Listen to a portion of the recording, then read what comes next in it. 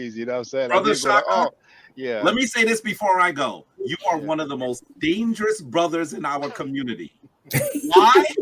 Because he has been listening for a long time. And when you say something, he's going to say, wait, but you said this on this day. Here's the video.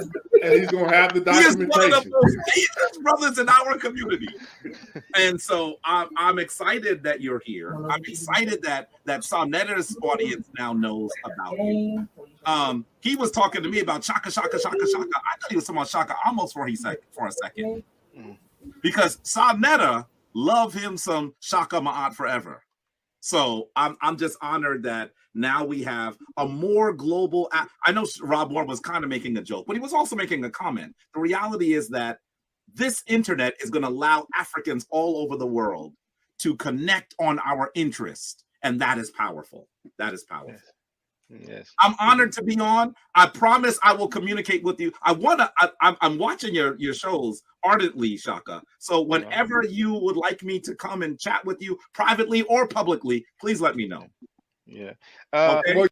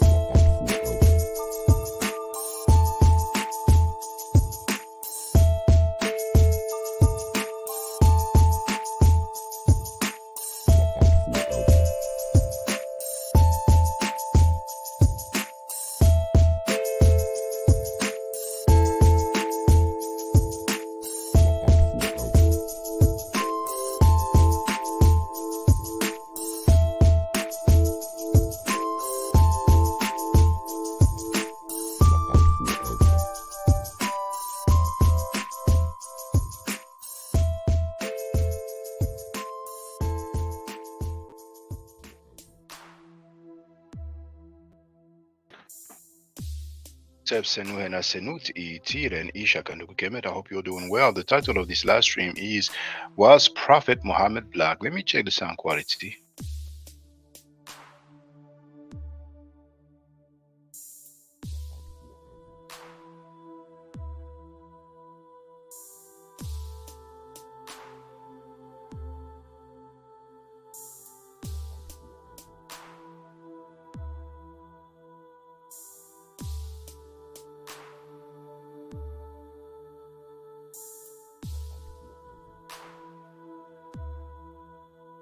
Sounds good on my end. Let me just finish sharing those links. Oh yeah.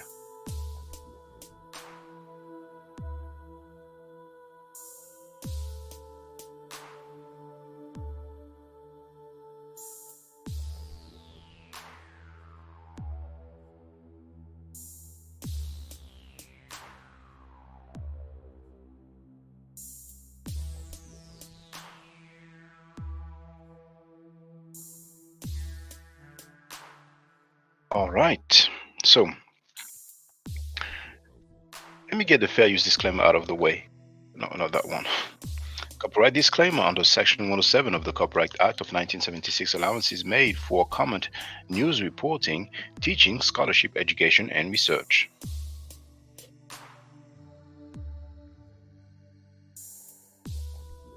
Who's in the place to be? Andrew Burnett is in the place to be. V. Bennett is in the place to be. Hotel. Now, the chat is open to members only. You have the link to become a supporter. But later on, I will share the link so people can get on the panel. If you want any custom designs for mugs, hats, or shirts, well, you have the link here. You see, custom design here, Ma'at Forever. We have I'm in a place to be tonight. We have bandanas. We have mugs, hoodies, umbrellas, bags, all sorts.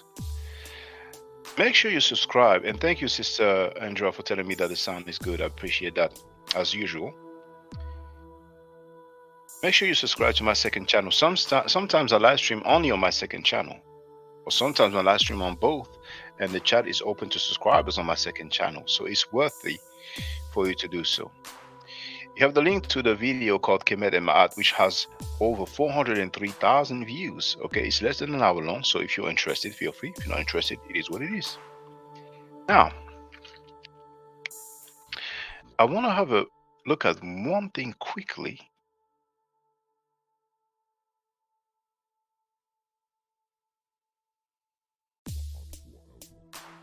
Just bear with me.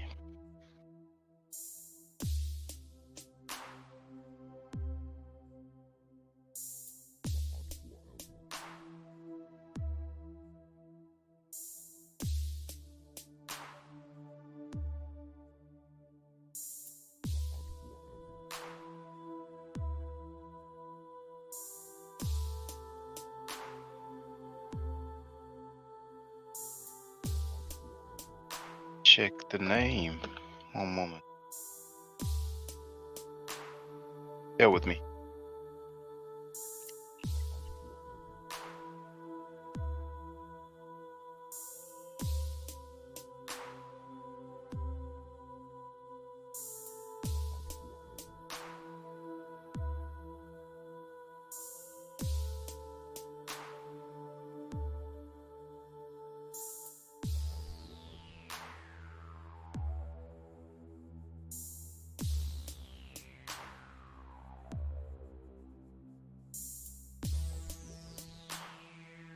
Bear with me. Okay, so that's how it is.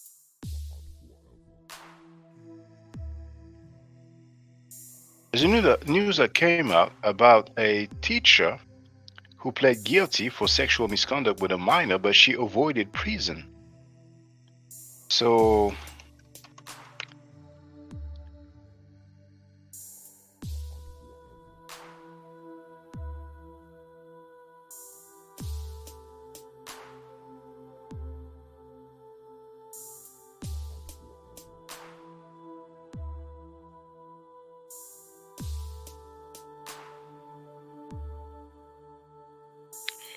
okay, so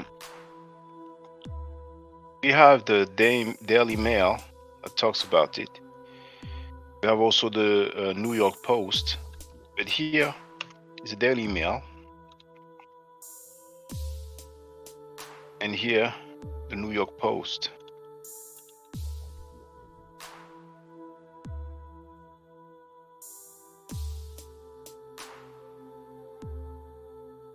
And it says, ex-Washington State teacher, 25, sobs as she spared jail for sex with schoolboy, 17, while husband was away. After victim's mom told predator attacks had left her son traumatized. McKenna Kindred, 25, pled guilty to having sex with a 17-year-old student. Now, I wonder if those women who claim to be advocate are going to talk about this.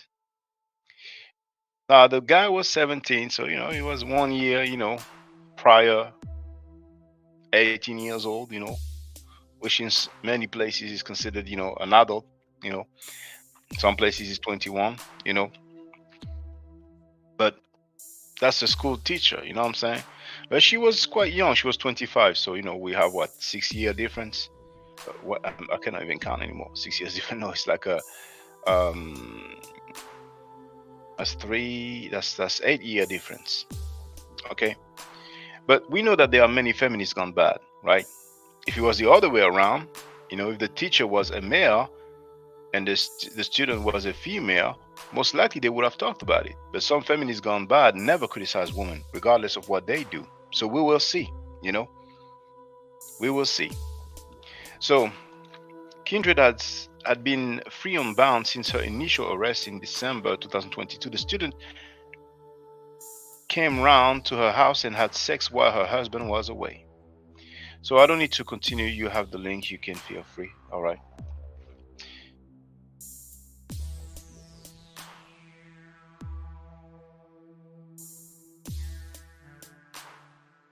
So we can deal with the main topic at hand. Angela wrote they have more. I'm sorry, they have 3 more cases like that in Arizona. All right. So I showed you those 3 books that I had, and it's been a few days, if not a week, that I basically, pushed back me addressing this topic. But for those who don't know, there's that video that I made, and I'm going to share the link.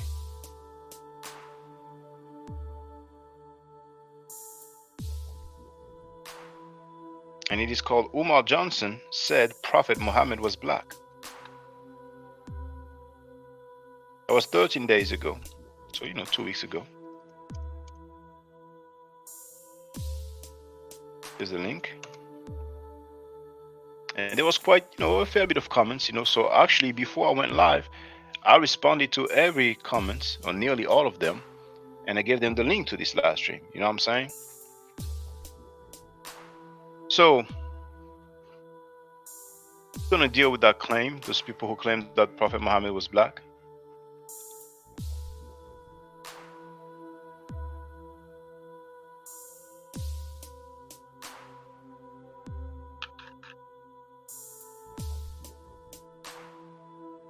I'm going to share the link in the chat.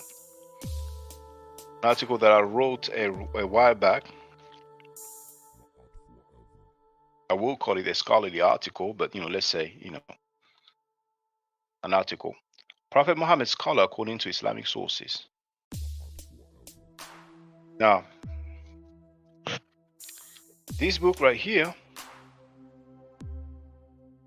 baby girl, my daughter, she messed with the front page, but you can see it's Black Arabia and the African Origin of Islam by Wesley Muhammad, PhD, published by A-Team Publishing, Atlanta.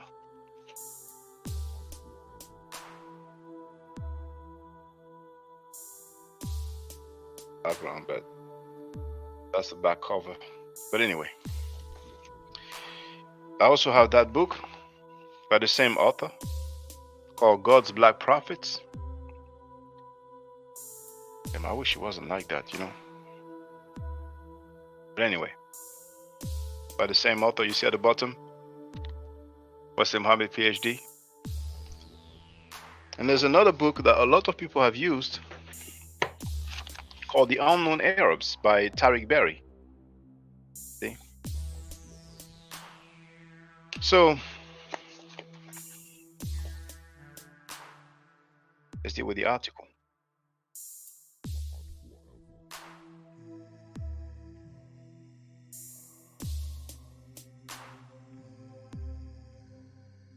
First, we have Prophet Muhammad described as a white man in Sahih Bukhari. This white man reclining on his arm. Rajul al-Abiyad. Okay? Then we have Prophet Muhammad described as white, still in Sahih Bukhari, a different Sahih. A different Sahih, sorry, a different hadith. My bad. So, he was white, Kana Abiyada. Okay? Then we have Prophet Muhammad described as white in a different one. This time is Sahih Muslim. He was white, Kana Abiyada. Then we have the white cheek of Prophet Muhammad from Sahih Muslim, Bayada Hadahi. Okay, the whiteness of his cheek. Then you have white complexion of Muhammad from Sahih Muslim. I saw the messenger of Allah with a white complexion. The word for white is Abiyada. Then we have Muhammad was not brown. Because mind you, some people say that Prophet Muhammad was black. But here, from a Sahih hadith, right? Sahih Muslim, we are told that he was not brown. Make that make sense. I will share the link to get on the panel. How can you claim that he was black if we are told that he was not brown? And mind you, you have Sahih Muslim Hadith 2347, right? The reference may change depending on the editors, but what's for sure is that you do have the Arabic text. I even took the time to color the words in English and in Arabic, right? So la bil adami, la is a negative, it means not, it means no, right? And many people will talk about the word Adam, which is translated as brown. Okay? And here you have this book, you have the whole passage, and you see the reference. So you have 6089, you have 113 dash, and then you have in parentheses 2347. So you have the text in English on the left and the text in Arabic on the right. Okay? Now, then we have the white thigh of Prophet Muhammad. This is from Sahih Bukhari. Bayadi Fakhidi Nabiyi Allahi. Okay? The whiteness of the thigh of Allah's prophet. Right? Then we have the white abdomen or stomach or belly. You know, depending on what word you want to use in English, right? Still from Sahih Bukhari. Bayada Bathidi, right? Whiteness of his abdomen. Now, the white arms of Prophet Muhammad. Now, this time is from Sunan Abu Dawud, right? Bayadi Dirai, okay? Now, I don't have the perfect accent in Arabic, you know, I never claim to be fluent in Arabic, okay? But the text is written, okay? So I did the white abdomen, I did the white arms, didn't I? Then we have the white armpits of Prophet Muhammad from Sahih Bukhari. Bayadu Ibtaihi, okay? Then we have the white legs of Prophet Muhammad from Sahih Muslim. Bayadi Sakaihi. Okay? And then we have the rosy complexion of Muhammad. Now, this is not from a Sahih Hadith, if I remember correctly. Oh, actually, it is. It is from Sahih Bukhari. Okay. So Sahih Bukhari, Hadith 3547, narrated Rabia bin Abi Abdul Rahman. I heard Anas bin Malik describing the Prophet saying he was of medium height amongst the people, neither tall nor short. He had a rosy complexion, neither absolutely white nor deep brown. His hair was neither completely curly nor quite lank. And the path for rosy complexion is Azhar al-Lawn. I know some people may pronounce it al-Loon. Okay. So note that the English word rosy is a translation of the word Azhar. In red, it spells Azhara. And in red, I'm talking about the text, Azara. Okay. And we are given the following definition of Azhar al-Loon or al-Lawn by Ibn Hajar al-Asqalani in his work entitled Fath al-Bari. Okay, so you can read the rest, you know. So if people disagree with that translation of rosy, fine, no problem. Then we have this article here.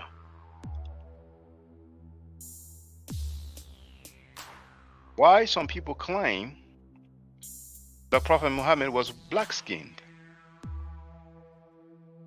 So I'm going to share that link in the chat. This is basically the same article, but you know, you have different parts. So here, it leads you directly to the article. You have it in the chat.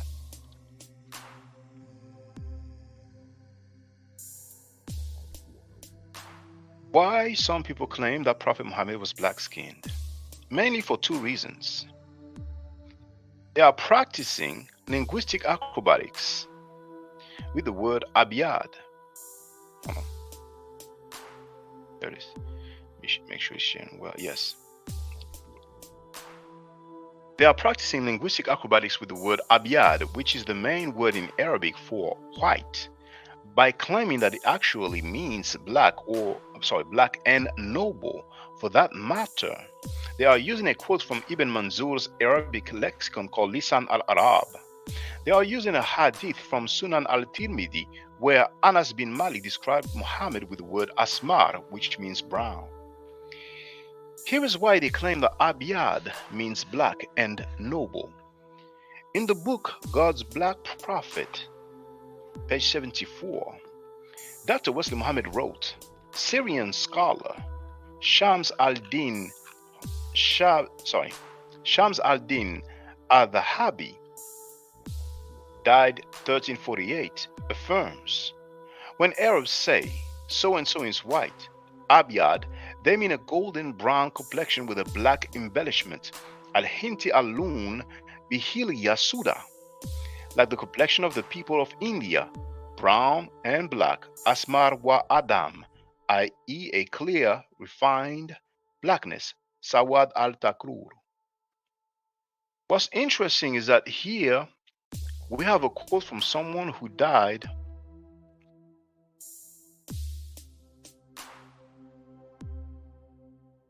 between 600 to 700 years after the lifetime of Prophet Muhammad. Ibn Manzur affirmed the same. The Arabs don't say a man is white or white man, Rajul Abyad, due to a white complexion. Rather, whiteness al-Abyad with them means an external appearance that is free from blemish. Al-Zahir al-Naki mean al-Ukub. When they mean a white complexion, they say red, ahmar. When the Arabs say so-and-so is white, Abyad, Baida, they only mean a noble character, al-Karam, filakhlak, akhlak, not skin color. It is when they say so-and-so is red, ahmar, hamra, that they mean white skin, and the Arabs attribute white skin to the slaves. But abyad clearly means white, and a brief demonstration will bear witness to that fact. In the book God's Black Prophet, page 71, Dr. Wesley Muhammad wrote, Al-Tirmidhi also, you see, there's a mistake here. Actually, the R before also should be there, because he says reports instead of report. So I'm going to correct that in real time. Now, can you hear me loud and clear? Just want to see if there's some participation in the chat.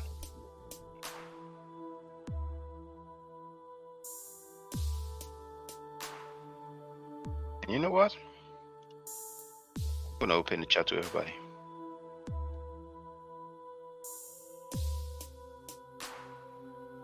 And when I say everybody, I mean subscribers.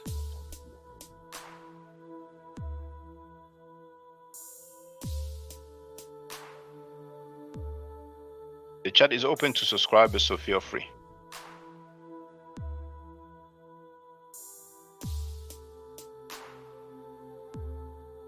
I'm going to correct that mistake on that article. Won't take me long.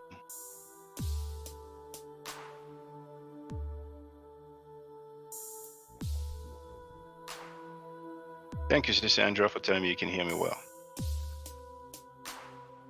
All you people who've been claiming that Prophet Muhammad was black, I hope you're gonna holler. JTV is in the place to be. I hope you're gonna holler. I will share the link so we can talk. We can learn together. We can dialogue. We can disagree. We can agree also. So,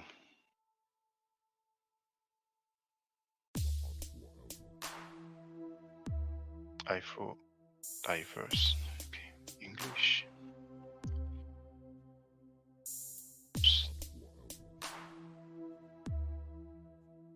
Holler.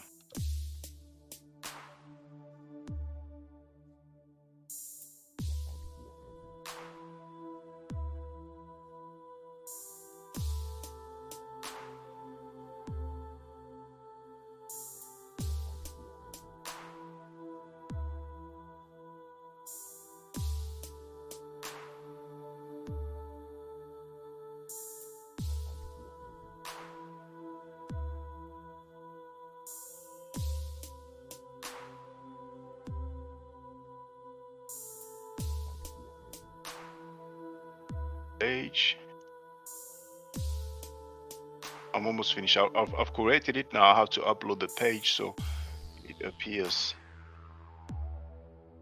Website.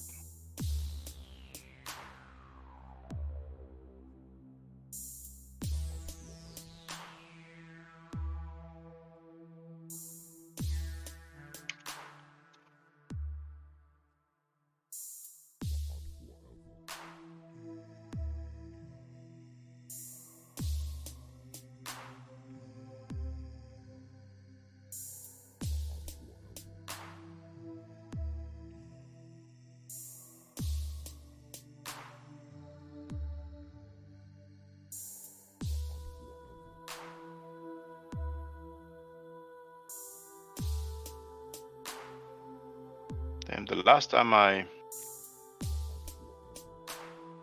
updated it was August 2023. So if I refresh the page, you should see the correction here.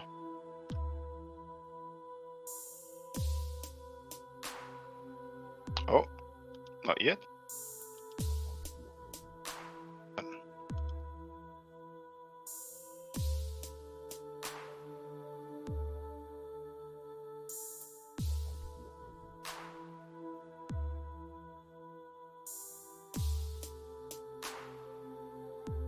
Has it not changed? I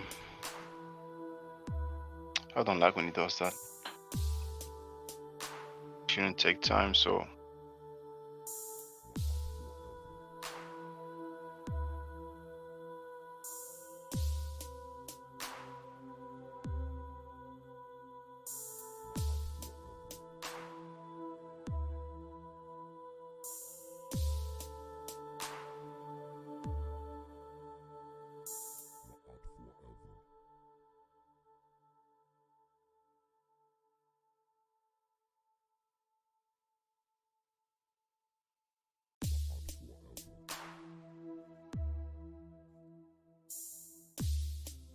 try again. Let me refresh.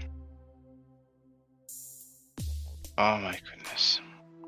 I'll take the time. Now I'm Expert Peace Fine. Thank you for the education. There's nothing black about Islam. There's 0 widely recognized temples in Africa, just mosques.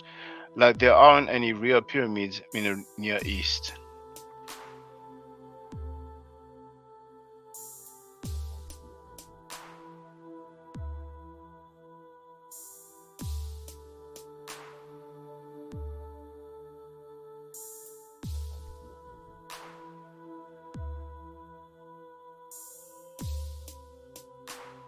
Don't like when it does that. Sometimes it happens to me. I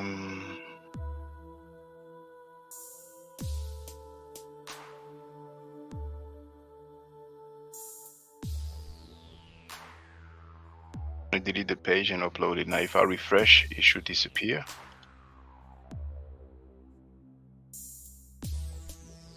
That disappears, something else wrong.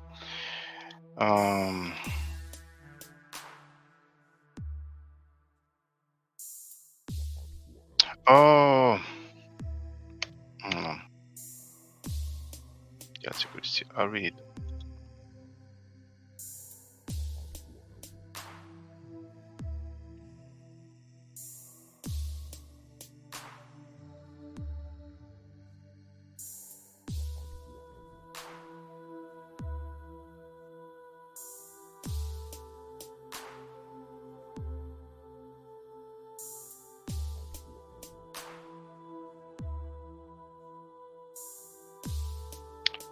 I'll take the time, you know.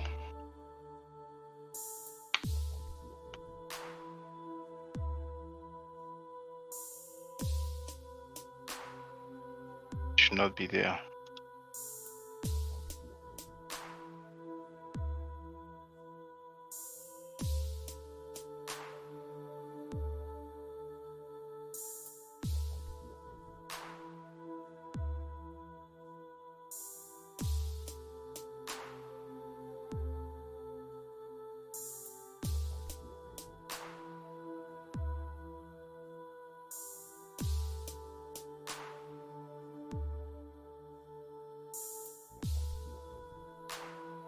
Okay, well, I will continue. I don't know what's going on, but I will continue. So, sharing, yes, it is. Al-Tirmidhi also reports sick. You know what? I did not even notice. You know, it took all this time. When you put sick, S-I-C, it means that you just, quoting as it is, even though there is a mistake.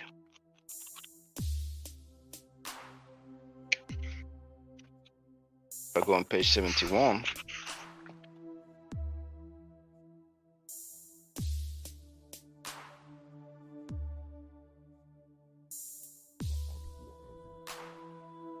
Yeah, the mistake is in the book. I've corrected a mistake that was in the book. So I'm just gonna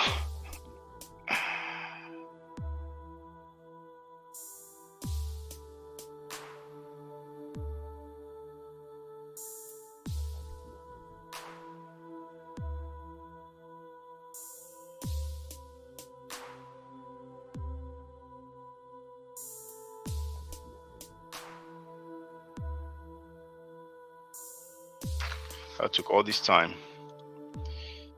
Now, Al-Tirmidhi also reports from Anas bin Malik, the messenger of Allah was neither tall such that he would stand out, nor was he short. He was not albino white, al-abyad al-amhak.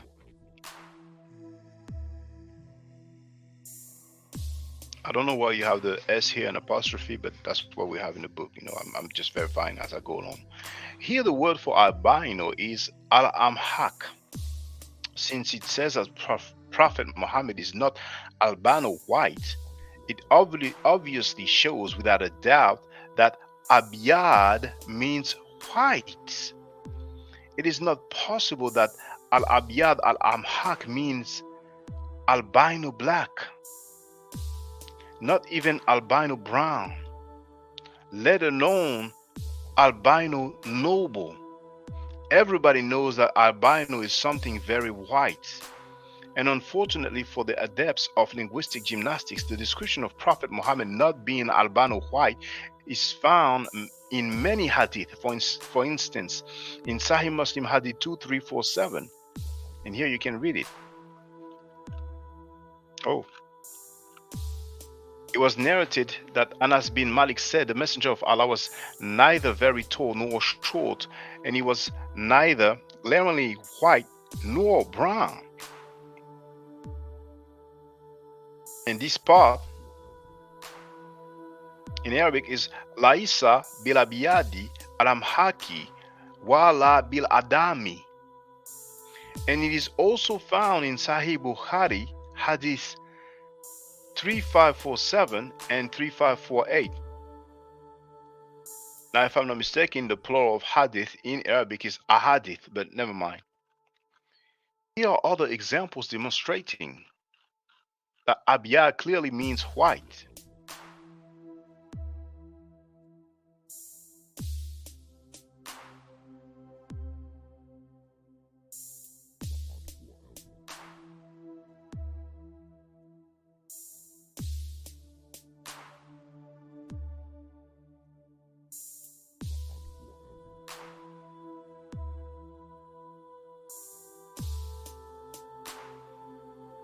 God's Black Prophet, page 71, see in the same book.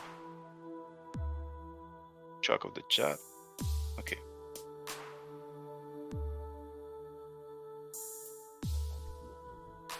Page 71, Ibn Manzur reports that al-sumra is a degree between white, al-abyad, and black, al-aswad, and that it is that in the human complexions, camels, etc. According to Ibn Athir, al-sumra, blackness, predominates over its whiteness. Al-sumra, al-adi, yagirbu, sawaduhu, ala bayadihi. God's Black Prophet, page 75-76. Further, As David Goldenberg notes, white in pre-modern Arabic was about luminosity, not chromaticity. Arab usage distinguished between whiteness related to redness or white-skinnedness, al-baida, al-bayad, al-mushrab, bihumra, and whiteness related to yellowness or luminance, al-bayad, al-mushrabi sufra. God's Black Prophet, page 77. The messenger of Allah was luminous of complexion, azar al-lum. His face shone with resplendence like that of a full moon, and his azhar and abiyad complexion had a luster, nur, resembling that of a statue made of clear silver. Here is the use of Sunan al-Tirmidhi by those who claim that Muhammad was black-skinned. In the book God's Black Prophet, page 68, Dr. Wesley Muhammad wrote, "When we examine the classical Arabic literature, our expectations of black-skinned Muhammad are not disappointed. Imam Abu Isa Muhammad B. Isa al-Tirmidhi died 1892. I'm sorry, not 1892, died 892, was a black Arab from the famously black and beautiful Banu Sulaim. He is the author of the Jami al-Tirmidhi, also called Sunan al-Tirmidhi, one of the 6 orthodox collections of Sunni Hadith. He is also the author of the famous Al-Shama'il al-Muhammadiyah, the noble qualities of Muhammad, a collection of hadith describing the Prophet. Al-Tirmidhi reports in both collections a report on the authority of the famous companion of the Prophet, Anas bin Malik. The Prophet of Allah was of medium nature, neither tall nor short, with a beautiful dark brown complexioned body, Hassan al-Jism Asmar al-Lun. His hair was neither curly nor completely straight, and when he walked, he leant forward. Note the word dark is nowhere to be seen. Hassan means beautiful, al-Jism means body, Asmar means brown, and al-Lun means complexion. Dr. Wesley Muhammad himself, in his book God's Black Prophet, page 70, wrote, Asmar means brown. First, this hadith is qualified as Harib by Imam al-Tirmidhi himself. Right underneath it says, he said, here are narrations on this topic from Aisha, Al-Bara, Abu Huraira, Ibn Abbas, Abu Sa'id, Jabir, Wa'il bin Hujr, and Hani. Abu Isa said, the hadith of Anas is Hasan Sahih Harib. Hadith from this route, as a narration of Humayd. And you do have the text in English on the left and the text in Arabic on the right. And this is the part here where it says the hadith of Anas, is a Hasan Sahih Harib hadith. Now, Harib means odd or strange. It is mentioned on page 25, Introduction to Jami at-Tirmidhi, where Khalil, the translator, wrote in the section about this book the following. In Jami al-Usul, Ibn al-Athir said, it is the best of the books, having the most benefit, the best organization, with the least repetition. It contains what others do not contain, like mention of the different Mahab's views, angles of argument, and clarifying the circumstances of the hadith being authentic, weak, gharib, odd, as well as disparaging and endorsing remarks regarding narrators. Just going to listen to the sound quality one moment.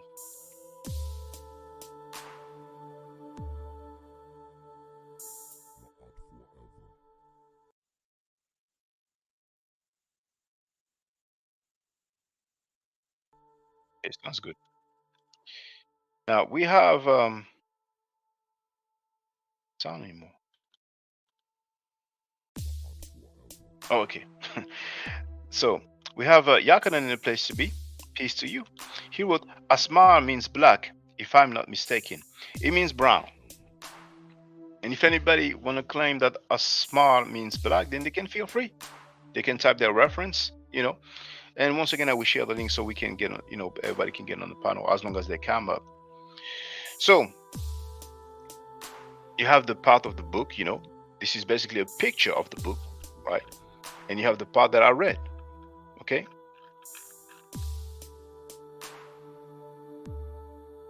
Here's the edition that I'm quoting from. English translation of Jami at-Tirmidhi, Volume 1, compiled by Imam Hafiz Abu Isa Muhammad ibn Isa at-Tirmidhi, translated by Abu Khalil, USA. A hadith edited and referenced by Hafiz Abu Tahir Zubair Alizai. Final review by Islamic Research Section, Dar us Salam. Copyright Maktaba Dar us Salam 2007. And here you can see what I wrote. Secondly, other hadiths from Jami at-Tirmidhi describe Prophet Muhammad with whiteness, not brown. You have 274, 2826, 3623, and 3638.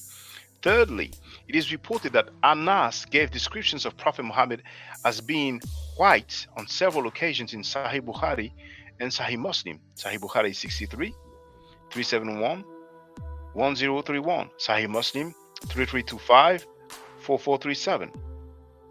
Ibn Manzur about the word Abiyad in Lisan al-Arab. On the 17th of February 2012, Wesley Muhammad published an article entitled Muhammad, the Black-Skinned Prophet of Black Arabia, on his own blog called Black Arabia. Now let me see if the link is still.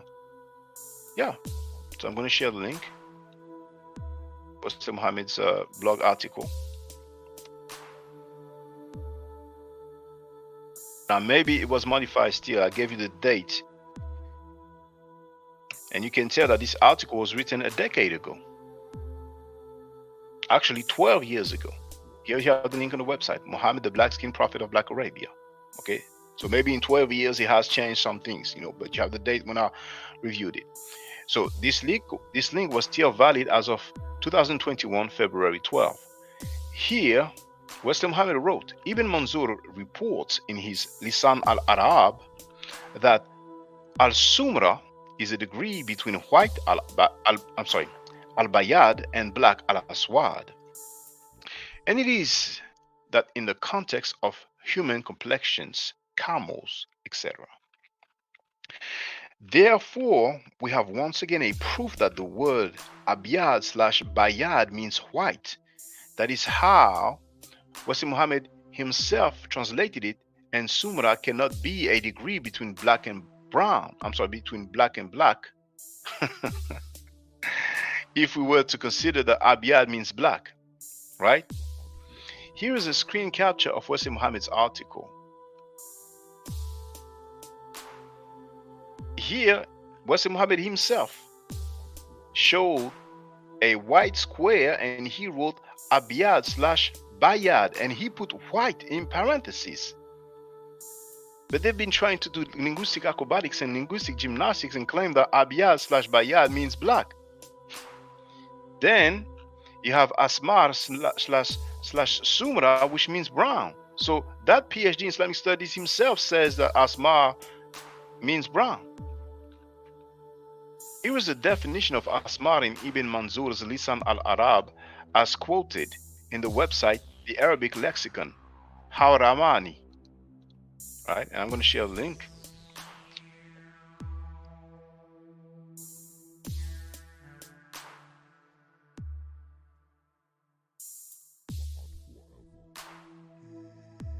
I hope it's not going to be too long, but I'm going to share that in the chat.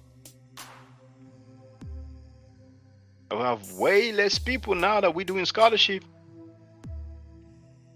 We have way less people.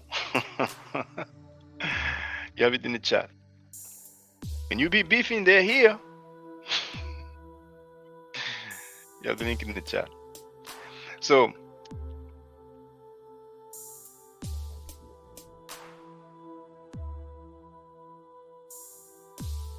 you have one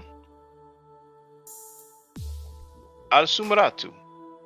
Almani.com gives the following definition: brown skin color resulting from exposure to ultraviolet light, brownness, tan. 2, you have Nunzila. Almani.com gives the following definition: class, degree, echelon, grade, level, order. 3, we have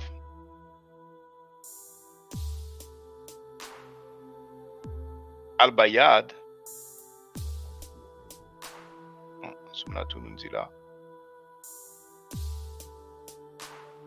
No, we have Bain, sorry. Bain is 3. Almani.com gives the following definition: between/among. 4, we have Al-Bayad, definition white. We have Wa, which means and, A-N-D, and Al-Sawad, which is 6, and it means blackness. Wa, meaning and, is 5, and Al-Sawad is 6, it means blackness. Lastly, according to Ibn Manzur in his Lisan al-Arab, as quoted in Al-Harmani, here is how the definition of Bayad, which means white, starts. And listen to this closely. This is Ibn Manzur in his Lisan al-Arab, because those who do the linguistic gymnastics and linguistic acrobatics, they go, you know what I'm saying? We have the classical Arabic from Ibn Manzur, Lisan al-Arab. Okay, right, let's deal with it. Al-Bayad, Dida al-Sawad, and it means whiteness, opposite of blackness. So all those people who run around and say that Abyad/Bayad means black, the same guy that they are using in their claims says that whiteness is the opposite of blackness. This proves that the color white and black were considered opposite. Black, then just like it is in modern times. I'm sorry, back then, not black then. Let me read this again. This proves that the color white and black were considered opposite back then, just like it is in modern time, because they say, oh, you need to deal with the classical Arabic, you know what I'm saying? Now, Yakanan wrote that's it. It's Aswad, that means black. Yes, Aswad means black. Aswad/Sauda, you know, yes, indeed. And here, white face of Prophet Muhammad, Jami at-Tirmidhi, Hadith 3638, which is labeled as Da'if, which means weak. I'm clarifying that this Hadith is considered as weak. Narrated Ibrahim bin Muhammad, one of the offsprings of Ali bin Abi Talib, said, when Ali, may Allah be pleased with him, described the Prophet, he will say, he was not extremely tall, nor was he extremely short, and he was of medium height in relation to the people. The wave of his hair was not completely curly nor straight, but it was in between. He did not have a large head nor a small head. His face was round and a blended white color. His eyes were dark black. His eyelashes were long. And here you have the text in Arabic and the translation. The English on the left, the Arabic on the right. I actually finished, the article why people claim that Prophet Muhammad was black. Those are just additional quotes from different hadith and different literature. Now here, interestingly, we have the mention in Sahih Muslim. It's considered an authentic hadith collection. Sahih means authentic or reliable, So Hadith 1602, it talks about Muhammad who sold 2 black slaves for 1 slave. It was narrated that Jabir said a slave came and swore allegiance to the Prophet, pledging to emigrate, and he did not realize that he was a slave. Then his master came looking for him. The Prophet said, sell him to me. And he bought him for 2 black slaves. Then after that, he did not accept the oath of allegiance of anyone until he had asked, is your slave? And you have the text here, the English translation on the left and the Arabic on the right. And that's something. Those people who claim that Prophet Muhammad was black, we have mentioned in an authentic hadith that Prophet Muhammad sold 2 black slaves. And here we have the author Habib Akande in his book Illuminating the Darkness. And I'm only going to, you know what, I'm going to read the whole. Well, okay, that's the end. It's okay. I'm going to read it all. I'm going to read this whole paragraph. He wrote, the Arabs use of the word white was relative and was mainly used for fair-skinned peoples. The Romans, Europeans, and Persians were considered white in comparison to the Arabs, whilst the Arabs were white in contrast to the black Africans. White could also be used metaphorically for dark-skinned peoples. Tariq Berry points out in his book, The Unknown Arabs, the term white can be very confusing to those reading about the description of people of the past, because in the past, when Arabs described someone as white, they meant something entirely different from what is meant today. In the past, when the Arabs described someone as white, they meant either that he had a pure, noble essence, or that he had a nice, smooth complexion without any blemishes. They meant he had a black complexion with a light brownish undertone. Ibn Mandur, the acclaimed Arab linguist of the 13th century, says in his Arabic lexicography, Lisan al-Arab, when the Arabs say a person is abyad, white, they mean that he has a pure, clean, faultless character. They do not necessarily mean that he has white skin. So when the Arabs say so-and-so has a white face, they mean that he is free from blemishes and defects. The 9th century linguist At-Thalabi informs us the Arabs do not say that a man is white because of a white complexion. White to the Arabs means that a person is pure without any faults. Thus, a person described as white by the early Arabs may have been pale-skinned or had a brownish complexion. And this is what the author Habib Akande wrote in his book Illuminating the Darkness. Unfortunately, some pseudo-Islamic cults of recent times have put forward the theory that when the Arabs used the word white, they were actually referring to blacks. Thus, the Prophet Muhammad was described as white in authentic prophetic traditions. It means he was actually black. This type of reasoning is absurd and unheard of from traditional scholars of Islam.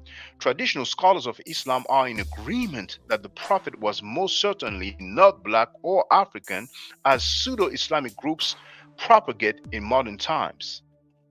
And you have the footnote 8, and it says, talking about these pseudo-Islamic groups that propagate that in modern time. Pseudo-Islamic black sects of recent times include the Nation of Islam, the 5 Percenters, and the Moorish Science Temple of America. Dang. Now, he is a black author, for those who may wonder. Now, Habib graduated from Kingston University in the UK with a first-class BA with honors degree in business and film studies. After his graduation, he traveled to Cairo, Egypt to study Arabic, Islamic law, and Islamic history at Al-Azhar High School and University. By profession, Habib works as a corporate tax advisor. After qualifying as a chartered accountant, he is also the founder of Rabah Publishers. So I'll finish with this article. I can share the link so people can get on the panel. Number X wrote, now colors means something else. Yakanan wrote, white means pure. Europeans were called red. Number X wrote, when it comes to slavery, they are clear about black. Dang, they were clear about black, yes. Yakanan wrote, Chaka, where do you stand on this? Was he black or white according to you? According to me, and based on the Islamic tradition, like the Sahih Hadith, Sahih Bukhari, Sahih Muslims, and the other that I quoted, he was white skinned. And when I say white, I don't mean that people from Norway or Sweden or Denmark, but basically white as we use it today. You know, he was not black skinned. He was not black, according to the Islamic sources. Now, I'm an expert. Hey, fam, the sky is not blue; it's actually green. Linguistic gymnastics and linguistic acrobatics. So let me share the link so people can get on the panel. We can talk about this or anything else. Feel free. If you disagree with anything that I said today, yesterday, a few years ago, feel free. A few months ago, feel free. Yakanan wrote, or is greeting VB. So here's the link to get on the panel. All of you who believe that Prophet Muhammad was black, or the Arabs of the 7th century, then feel free. But you are sadly mistaken. And what's funny is those who are Muslim and who make that claim. Because all of a sudden now they want to go against the Hadith, which is amazing for a Muslim. And we're talking about Sahih Hadith. So come on now, let's see. Where are you? All of you who've been saying that Prophet Muhammad was black, where are you? It's always like that. They make claims, but when it's time to engage in discussion or dialogue, not to say debate, but if they want to call it debate, they can. Where are you guys? Come on now. Where are you? Bearded opponents wrote the prophet was light-skinned.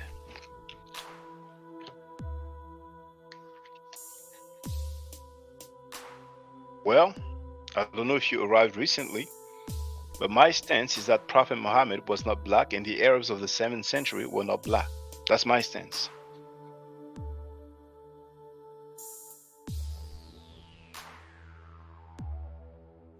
So it's like that. And for example, with the color of the ancient Egyptians, my stance is that they were black. And I've shown artifacts where they are clearly black. I have many people who ran from me, like Metatron, and also a PhD in Egyptology ran from me. It's a matter of fact.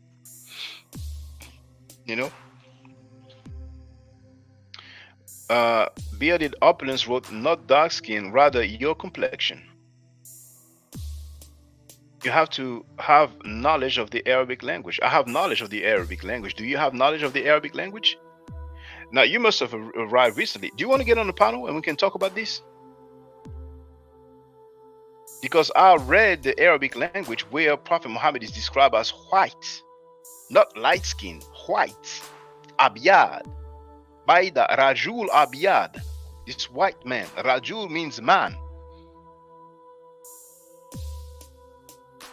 Atakaram Arabia? Yakanan wrote, I have a big player for you on this topic, Sudan Masina. French brother, speaks Arabic fluent and has dealt with some imams. I'm glad he mentioned that, brother. Sudan Masina is a French speaker. I think he is from Mali. And it looks like he has lived in France for a while. Maybe he still lives in France. And he made many videos claiming similar things, that Prophet Muhammad was black, right? Now, a lot of people mention him. Now, I think he knows about me. If he doesn't, he can holler at me. But he would have to come up with something in writing, like I have. Sudan Masina is wrong. Let me say it in French. Sudan Masina a tort. Sudan Masina a tort. Sudan Masina, tu as tort. D'après les hadiths Sahih, comme Sahih Bukhari, Sahih Muslim, le prophète Mohammed est décrit comme blanc. Il n'est pas décrit comme noir. And let me just say this. Sudan Masina got a white/Berber, somebody who I think is from Algeria, right? Who agreed with him and sat by him. Well, guess what? And I'm going to show. I think it's in the French one. I think I have it on my French. So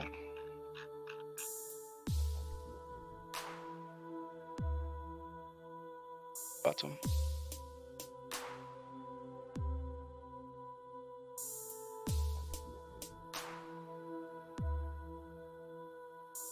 I gotta look for it. But for those who may wonder, I have translated my article in French as well.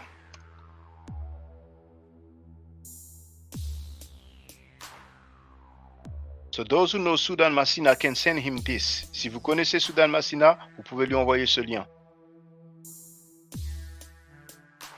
Il est libre d'écrire un article pour réfuter ce que j'ai écrit. J'ai cité des sahih, des hadiths sahih. Okay? Now, Bearded Opulence wrote, Abyad, yes, I speak Arabic. Abyad means light brown, not European or Caucasian or white. Okay, where do you get that from? Where do you get that Abyad means light brown? Where do you get that from? In Lisan al-Arab, Ibn Mandur said that Abyada is opposite. Let me show you again, because maybe you just arrived recently.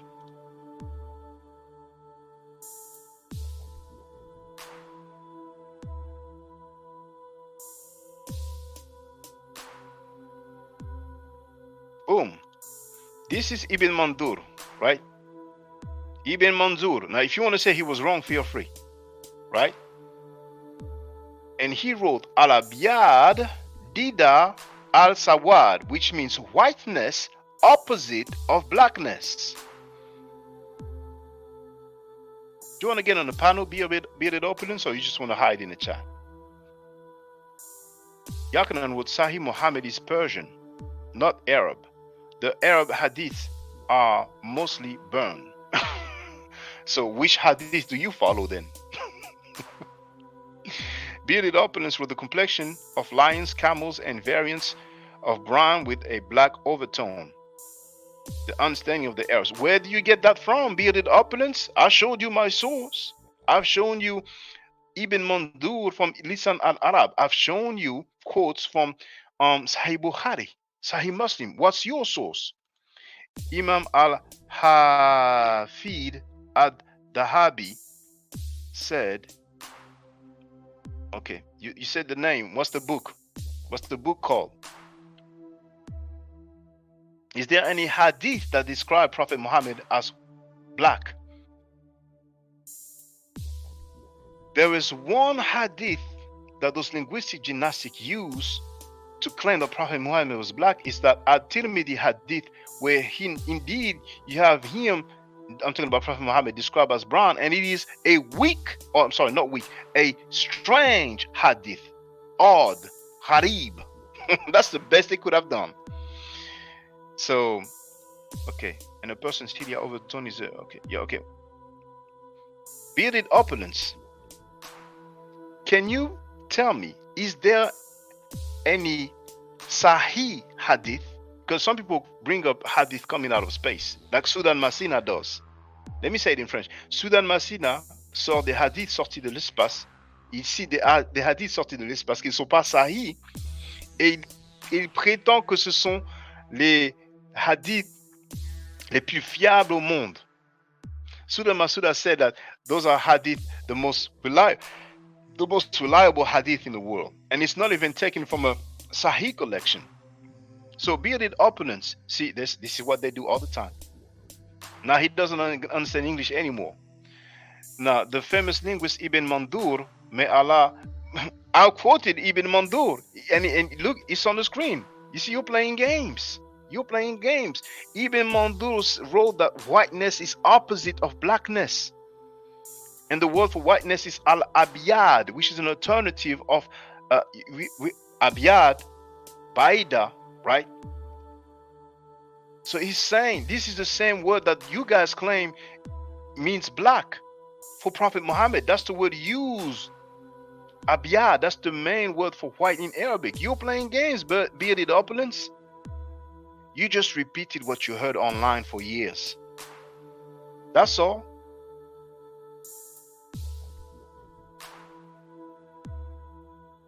Okay, so all he's going to do is just copy and paste, and that's what they've been doing. Just like Judah Nasra did with Kemet.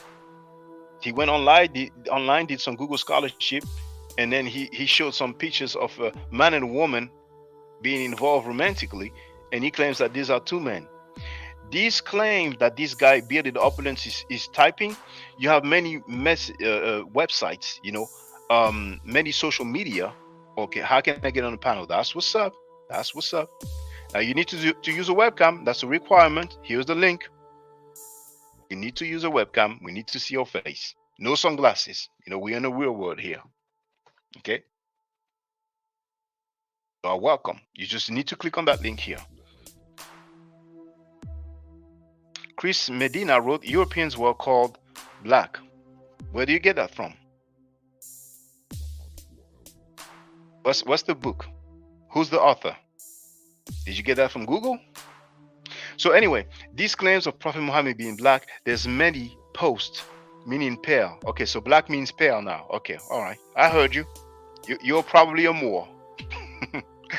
So on Facebook, on many social media, there's those claims. People copy and paste those claims and they think they're going somewhere. Now those claims, Wesley Muhammad made a book out of it. Wesley Muhammad, PhD in Islamic study, challenged me to a debate. I accepted. We spoke about it. Then he ran when he realized that he was going to get embarrassed. I've been dealing with this for a long time. So Bearded Opulence, you wrote, how can I get on the panel? And I told you here's the link to get on the panel. Are you coming on the panel? Will you come up? Will you use a webcam? And it's not because of you only. It's just a requirement for everybody. To get on my panel, people need to use a webcam, whether it's your computer or your smartphone. Oh, here I am, Lord. Let's see, there's a webcam. I don't see a webcam yet, but I have someone called, here I am, Lord. Okay, he's gone. Was that you, Bearded Opulence? And anybody else can get on the panel. You can disagree with me. I may be wrong, who knows? I have no problem if people disagree with me. But I know what I'm talking about. I'm very confident and very comfortable about this topic. Prophet Muhammad was not black, according to Islamic sources. And you notice, oh, he said it's not me. Okay, fine. So you're not going to get on the panel then, are you? Fine. In the meantime, you are welcome on the panel. Is there any Sahih, authentic hadith that describes Prophet Muhammad as black? Yes or no? There is not a single authentic hadith. And when I say authentic hadith, right, I'm talking about one hadith that comes from the hadith collection considered reliable, authentic. And I think we will agree that there are 6 collections that are considered Sahih. He wrote he was a black Arab man. Yeah, according to you. But you can claim anything. Like Nama X wrote, hey fam, the sky is not blue, it's actually green. So you can claim he was a black Arab man, but you're escaping my question though. Is there any Sahih hadith? Is there any authentic hadith that describes Prophet Muhammad as black? Now, here I am, Lord, is trying again, but I don't see any webcam. So it's the requirement. If you didn't know, it's for everybody, not just you. So maybe it's connecting. Sometimes it takes a little bit of time, but you need a webcam. I need to see your face. We need to see your face again on the panel. It's a requirement for everybody. It's nothing personal. So everybody can see that Bearded Opulence does not answer my question. Oh, there it is. Thank you. Feel free to speak. Can you hear me? I can hear you, bro. Can you hear me? I can hear you. Thank you. Feel free to speak. Cool, bro. So are you Muslim or Christian? I'm not Muslim. I'm not Christian. Okay. So how about yourself? Are you Muslim or Christian? I'm Christian, bro. Yeah, Christian. I study Islam. Okay. Feel free to speak. Okay. If you just look, there's multiple hadiths talking about the whiteness of Muhammad, and he's also described as having a ginger beard. This is why in Arabic countries you might see older Muslim men dyeing their beards with henna, so it's like ginger, which is really interesting. So I think if anyone, this is off the top of my head, if anyone says that Muhammad was a black man, to kill him, which is pretty interesting that there are black Muslims. You know, a bit of a oxymoron. Yeah, I mean, obey your imam even if he was an Ethiopian slave whose head looked like a raisin. So it There's a makes mention me of head think. looking like a resin indeed. But hold on. I would like to ask you, did you hear me? Did you hear my stance about Prophet Muhammad? Did you hear me say that as far as I'm concerned, he was not black? Did you hear that from me?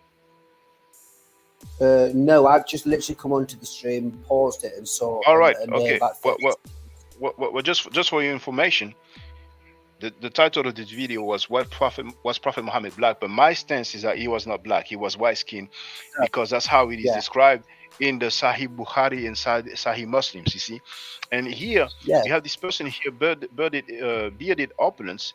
When I ask him if there's any Sahih Muslim that describes Muhammad as black, he wrote, yes, there are authentic hadith. Now, once again, can you just quote a single hadith from a Sahih collection, right? From a Sahih collection that describes Prophet Muhammad as black? Please feel free. Well, now here, hold on, please. He wrote, so what's your interest in this subject if you're not Muslim? So now you're supposed to be Muslim to talk about this subject. Make that make sense. Feel free. I can't make it make sense, but I don't think Muslims can make things make sense. But Allah knows best. No. Just take it easy. Everybody can make sense. Christians, Muslims, atheists. You know, you shouldn't say that, in my opinion. But feel free. Well, I think it's 2 Kings 27. Oh, prophets of Baal, where is your God? Maybe he's gone on a long walk. Maybe he's asleep. Maybe he's on the toilet. So, in the Bible, we are taught to mock false gods, and I'm just following. In the Bible, you are told to mock other people's gods. Yeah. Where? Can you tell me the passage? 2 Kings 27. Okay, let me look for it. So, 2 Kings 27. Bible Gateway. We're gonna look at this together. Even if it says that in the Bible, I don't think it's a good idea. But 2 Kings. Sorry, you said 27, right? 2 Kings 27. Yes. So 27. Oh, let me find it. Oh, okay. Okay. And what's the verse? So that's the chapter. What's the verse? Just scroll down. I don't know it by verse. Oh, prophets of Baal. What? It's a lie. Why didn't he put that? Hold on. Okay, 2 Kings 27. Why did he give me this? Find it on my phone. It says 27 too. No. 2 Kings is hold on. 2 Kings is a book. So hold on. 2 Kings. Kings. 2 Kings 27. Yeah, so that's the chapter. I will need the verse. Well, you know, I'll prefer that we don't mock people's gods. You know, that's the best thing to do. That's the best thing to do. You know, because I think if you quote, is it good enough? I'm sorry. Come again. If we quote from Hadith and we quote from the Quran, unless repeating what's in their texts is it offensive? I don't know how you could take offense with your own book. That would be being anti their God to defend what Allah has said, or any other God for that matter. Do you see the logic behind that? Some things are offensive in the Bible. Some things are offensive in the Quran. You know what I'm saying? And we can talk about it. Yeah, the Bible says bad things happen, and bad things do happen, but God says it's bad, which is interesting. So I don't need to defend the Bible. Prophets do bad things, but God says, hey, that is bad, and he punishes them. So we serve You know a that just rape is God. allowed in the Bible, do you? Where is this one? Is this in the Old Testament when they take the captives? Not about the captive, but here is Deuteronomy chapter 22, verse 28. And it Okay. says, if a man happens to meet a virgin who is not pledged to be married and rapes her, and they are discovered, he shall pay her father 50 shekels of silver. He must marry the young woman, for he has violated her. He can never divorce her as long as he lives. So the woman who got raped, she has to marry her rapist until he dies. That does sound bad, but in the old context, what does that mean? So he has to pay for her, he has to marry her, He pays a dowry, a bride price. And that's if they are found. If he's not found, he can go spend the day and rape many people. Now, I'm not claiming that's what Christians do. This is an ancient writing, you know. Yeah, no, it's not. I'm not defending that. But if they do that, does it say that it is good? They're saying if you do this thing, you have to make a good woman of them. It's not good. It's never said rape is good, unless you can make it say that. That is implied. I mean, we can go to so many verses. You understand that? Like, it's saying don't. It's not saying if you do this, you have to do this. It's not saying it's good. You understand that, don't you? I'm not trying to defend my words. I think you're twisting scriptures to make it. I hear well, but the thing is that when they used to get married, they used to pay dowry or bride price, right? Yeah. So here, if a man rapes a woman and he's found, then he just pays the bride price. Now, the poor woman who got raped, she doesn't even choose her husband. But she's basically forced to marry her rapist. If someone was raped in the old world, someone had to be a virgin before their marriage. If a woman was caught in adultery, she'd be taken to her father's house and stoned. Yes, but in this case, we're talking about a virgin. Yes, but once if a woman had sex outside of marriage, yeah, she would be taken to her father's house and stoned to death. No, I hear you, but here this example is talking about a woman, a virgin who got raped. You see? He says if a man meets, yeah, okay. So yeah. I mean, you know, I know that, you know. I'm sorry? Does God say that it's a good thing to rape, or if you do this, you understand it's not a commandment? Well, it's a rule, it's a regulation, you know. The God of the Bible, Yahweh or Adonai or Elohim, he basically regulates what happens if a woman gets raped. And the man just has to pay a dowry, a bride price, and then he marries the woman, and he cannot divorce her as long as he's alive. Okay. So what would that insinuate? Would men go around raping random women if they were tied down to one woman? Well, if this rule is written, then it is safe to presume that this is what some of them used to do. So a man would randomly rape a person knowing that he would be stuck with that woman forever, and then have to pay 50 as a matter of fact, that happened. Is it Dinah? Dinah, the woman who walks around, and there's that prince, you know, that the son of that ruler who rapes her, and then he tells his father that he wants to marry her. So his father speaks to the other guy's father, and then the brothers, they say, okay, yeah, let's do this. And then when they, you know, after they drink or something, I'm paraphrasing, you know, they kill them. You know what I'm saying? So that guy, he actually raped that woman. You know, I think her name is Dinah. You know that story, don't you? Yeah, of course I do. Yeah. Do you believe the Bible is? Mon frère, I'm sorry. I'm sorry. Oh, you say mon frère? You speak French? Oui. Okay. Where are you? Are you from England or Australia? J'habite en Angleterre avec mon chat, le cheveux brun et grey. I only speak a little bit of French, mate. He says he lives in England in French. Okay. Is there any way? Maybe you can speak closer to the mic, because there's a fair bit of background noise. We don't hear you too loud, you know.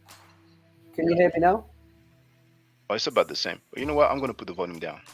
The background music. Okay, feel free. You wanted to ask something? Feel free. Yeah, cool. So I do apologetics. I have a YouTube channel, and I do the apologetics, which is the evidence of the Bible So my question to you is, do you believe the Bible is true? No. No. Okay. So, For example, we don't have any attestation for the historicity of Moses. Same for Jesus. There's not a single writing during their lifetime that mentions them. You see, so the Exodus story is fictional. It's folklore. It never happened. Or you can laugh, but if you have proof, feel free to share it with us. okay, not a problem. Let me just go grab a video for you. Do you want to just type in Ron Wyatt? No. No, I'm going to show you. Mention Exodus. I do, but my computer's so slow. I'm actually processing a YouTube video. I do know how to do it. Just because honestly, just give me maybe 30 seconds. Yeah, okay, feel free. Processing but one thing though, I don't wish to watch a video, but you're welcome to share artifacts, that mentions Moses or Jesus during their lifetime. Okay, well, I can tell you. You know that doesn't exist, do you? I'll go better than that. I'll go better than that one, Monfrere. So you mentioned Exodus, didn't you? Where Moses parted the sea. Yes. You know the story? Mm-hmm. Okay, and then when they got out the other side of the river, the river came back on and it destroyed all the 5,000 chariots. The 5,000 Egyptian chariots. Now the Bible's very specific. If I was to tell to you that 4,000 years later, in the place where it is said that the chariots were destroyed, you can find those chariots today. Now, those chariots, the reason they're still there is because coral grows around stationary objects. So the coral shapes of all the chariots, the axles, the wheels, all these kind of artifacts have been preserved for 4,000 years, and the gold spokes they were in 4s, 6s, and 8s. The only dynasty to use all different types of spokes in the wheels of gold. They are that you can find them. So the can I interject? Of course you can. Now you said 5,000 chariots. Is that mentioned in the Bible? Yep. Would you know the passage? But if you don't know, it's fine. We can, I know the Bible in my head. I'm dyslexic, so I know the Bible in my head, not by number. Yeah, so the 5,000 chariots. Okay, well, I don't know the Bible by heart. I didn't know that it mentions 5,000 chariots in the Bible. Now, you said that it was found, it was preserved. It sounds like you made that up, but where is it? I mean, I say to you, if you want to go have a look at it, my whole channel is based on apologetics. So you can go swim over I don't want to watch a video, but if they found them, I'm sure there are some articles, some scholarly articles, some reliable website that says, look, those are the chariots from the time of Moses. Yeah, go have a look. But the thing about them being there is you can show them instead of man's words and man's opinion. You can look at the evidence and see it yourself. Does that make sense? Instead of listening to makes sense. Can you please share the link? Yeah, you see the private chat. You see the private chat, right? On the right, it says private chat. Then you can share the link here, and I will put it in the chat so we can all have a look together. But not a video. I would like an article so we can see the picture, we can see the author. Okay, that sounds brilliant. Okay, well, feel free. Now, brothers and sisters, ladies and gentlemen, he's going to share with us the chariots from the time of Moses. Well, let's just look at the actual evidence because it shows type of. Yeah,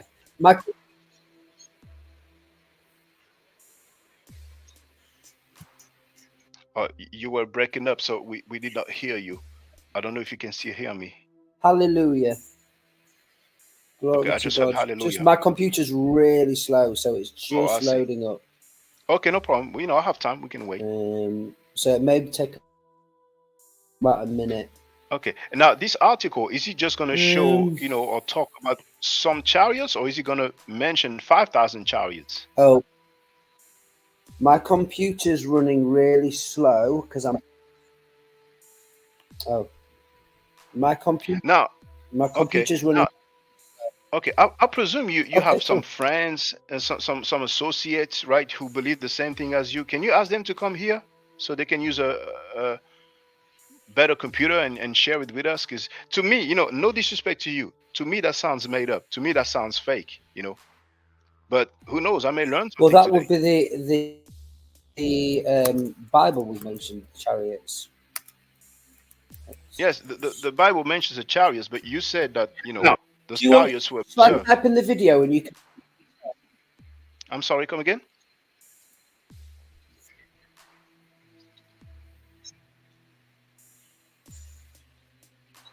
Can you hear me?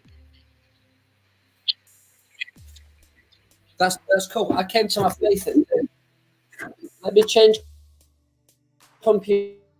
I think he said, let me change computer. Yeah, yes, feel free to change your computer. Feel free to Let me change your change computer. computers. I've got one. Yeah, here. no problem. No problem. Okay. So you can like log out. I don't want to do that because Yeah, I of don't course want I it did. to appear like I'm not I'm mixing kicking my you out, words. and then come Of back. course I'm going to I share the would. link again to get on the Mixing my panel. words. What's your channel called again? It's Ma'at Forever, all in one word. What's your channel called? MAAT. I can hear you.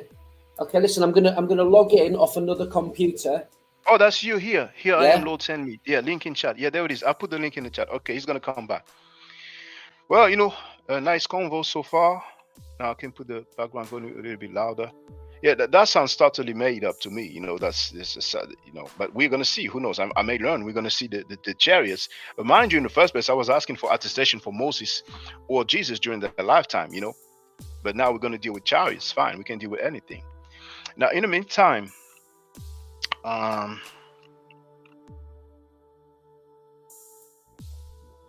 bearded opulence, I don't think he answered. Is there a single hadith from a Sahih collection that describes Prophet Muhammad as black? Now, if there are some hadith that describe Prophet Muhammad as black, even if it's not a Sahih hadith, feel free to tell us. I'm just curious. Because so far, the best that I've heard is At-Tirmidhi, where he is described as brown. But on Sahih Bukhari, right, and probably Sahih Muslim, it says that he was not brown, right? The hadith that describes Muhammad as brown is a odd, ODD, or strange hadith. So here I am, Lord is coming back. It's going to take probably a few seconds. Here it is. I don't see the webcam yet, but I guess it's loading, so it should appear.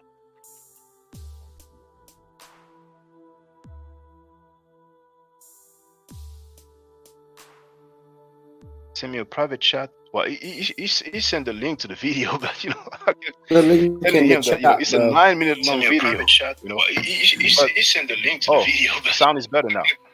It's a You know what I'm going to do? I'm going to share the link in the chat. Do you have any earphones? No. No, it's okay. No, it's okay. Never mind.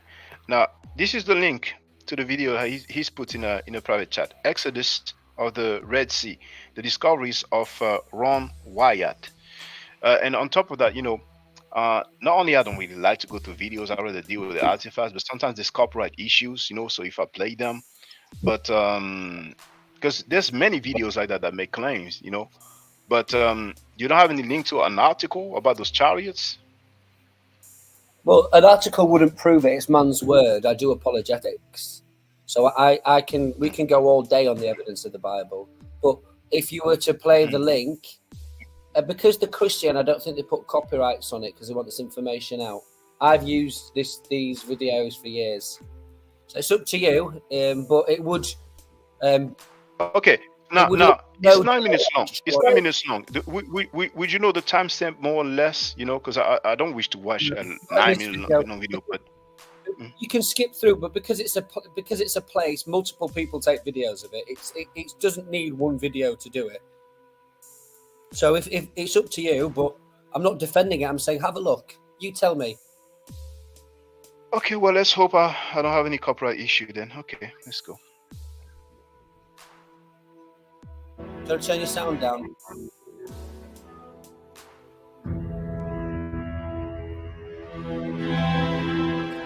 It's not actually evidence, is it? That's just what's the evidence? It's just amateur. I'm sorry, come again? Skip this. This is not evidence. This is movie stuff showing the Oh, story. okay. So, People okay, with them, so so go straight to should I go forward again? yeah. Just keep going until you find the evidence. That's not evidence. These are pictures. Go to the Okay. evidence. Well, You want the chariots? I don't think there's any evidence because that doesn't exist. We have Just scholars and PhD who have been, researching these cultures and these events, and There you go. many There you scholars go. have said That's that the the evidence. Exodus story is folklore. Yes, feel free. Go ahead. Keep going. Keep There, going. that's So the you want me that's to the move place. forward? There you go. Just stop. So, Push on. Push on. There. Go backwards. Go backwards. There. Start here, there. No, okay, left. In. left again. Okay, left. Just watch it. Go. Should I go here? 3 minutes. Just watch it, bro. I'm not. Okay, I'm just asking. Be a token unto That's thee Mount that Sinai. I have sent thee. When thou hast brought forth Is that okay here? That's Mount Sinai. You're looking at Mount Sinai, bro. Okay, so you want me to move forward a little bit, or you want me to play from here? No. You can show people Mount Sinai at the same time, because the Bible's a historic map. All the places are linked, so it shows that they landed in Mount Sinai. That's the burnt mountain where God came down and burnt the top of the mountain. So if you want to include that one in it as well, two Okay, for well, one, I'm going to play from here. I'm going to play from here. forth the people out of Egypt, ye shall serve God upon this mountain. So from Succoth they set out from Midian and Mount Sinai. Exodus 13:17. And it came to pass when Pharaoh had let the people go, that God led them not through the way of the land of the Philistines, although that was near. For God said, lest peradventure the people repent when they see war, and they return to Egypt. The Philistines lived along the coasts. Throughout known history, the desolate peninsula located between the two fingers of the Red Sea has remained uninhabited except for small, isolated groups of Bedouin. And this desolate and forbidding region was quite reasonably called in the biblical account the wilderness of the Red Sea. When they arrived at Etham, in the edge of the wilderness, they had almost reached the northern tip of the arm of the Red Sea called the Gulf of Aqaba. But it was here that God had another plan for his people. And the Lord spake unto Moses, saying, Speak unto the children of Israel, that they turn and encamp before Pi-hahiroth, between Migdol and the sea, over against Baal-zephon. Before it shall ye encamp by the sea, for Pharaoh will say of the children of Israel, They are entangled in the land, the wilderness hath shut them in. Had they continued their present course, they would have soon reached safety. But instead they turned south and entered into a massive group of mountains that were without escape. The winding 18-mile-long canyon, today called Wadi Watir, twisted towards the seashore, at times less than 100 feet wide. Once they arrived at the sea, they encamped, but in great fear, for here they certainly felt trapped. It is also about 8 miles across from the beach at Nuweiba. The few bathymetric maps Ron was able to find showed that the depths from the Nuweiba beach to the opposite shore reached a maximum of about 900 feet, gently sloping, while on each side there were sheer drops to about 5,000 feet. There certainly appeared to be an underwater path which could have been traveled with the water removed. When Ron and the boys first came to Nuweiba, they went to the south end of the beach. He and the boys then donned their scuba gear and began to investigate what may lie beneath the waters of the crystal clear gulf. On the first dive, Ron found chariot wheels preserved by the coral which had attached to it. He found an axle with portions of each wheel still present. These chariot wheels were very difficult to see and recognize because they are covered in coral, and the portions that were not covered have disintegrated. In February of 1988, he found this gold 4-spoke chariot wheel in the same general area. There is no coral on the main part of the wheel. So far, it talks about one wheel. You know, we are far from 5,000 chariots, but let's continue. Because coral doesn't attach to gold. Only around the hub area where some wood was exposed when it came off the chariot. Okay, we're out here at the beach that the Israelites came out on when they came out of the canyon system that they had been following by the leading of the cloud, and of course following Moses, who was following the cloud. And they came out on this beach and proceeded to the south, which is this direction. There was an old Egyptian fortress up to the left, Pi-Hahiroth, and so they turned southward, and of course the cloud turned southward, and that was what they were following. Now the canyon, or wadi, as they're referred to in this part of the world, extends back through the mountains here and is never less than about 75 feet in width. And of course it's almost a direct line from ancient Sukkoth, where they left, into this area. This is the mouth of the canyon. While today we see a fairly modern highway, here when they came out they saw nothing, of course. As the Egyptian host approached them, expecting to make them an easy prey, the cloudy column. Okay, I think I can stop for now because next, it's going to be like some movie excerpts and commentaries. But what's interesting is that this person here, Ron Wyatt, right?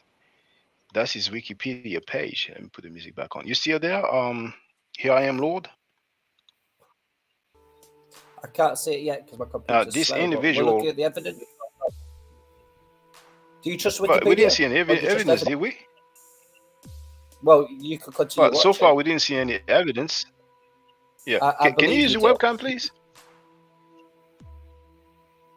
Can you use your webcam, please? Yeah, thank you. Yeah. What was the evidence? Okay, so it was describing how they came through the mountains. So there's a mountain pass. It's describing the place where I think it was 2 million Jews camped. Then it was showing you the coralized remains of. Hold that thought. The evidence is a mountain.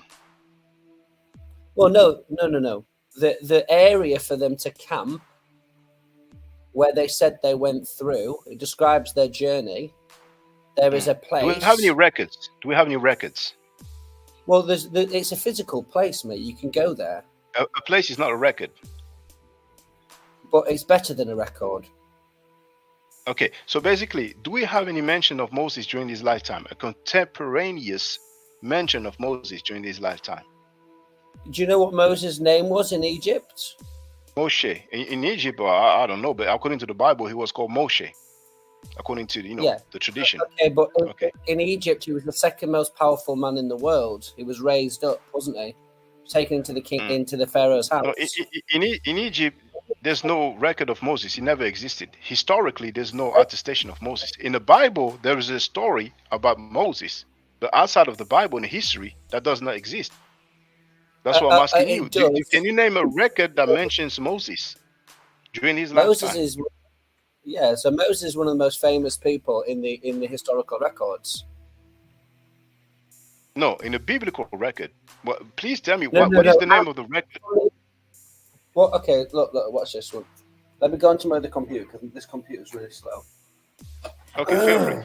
Now, while he's getting his other computer, Ryan Wyatt, right? Hold on, please. Hold that thought.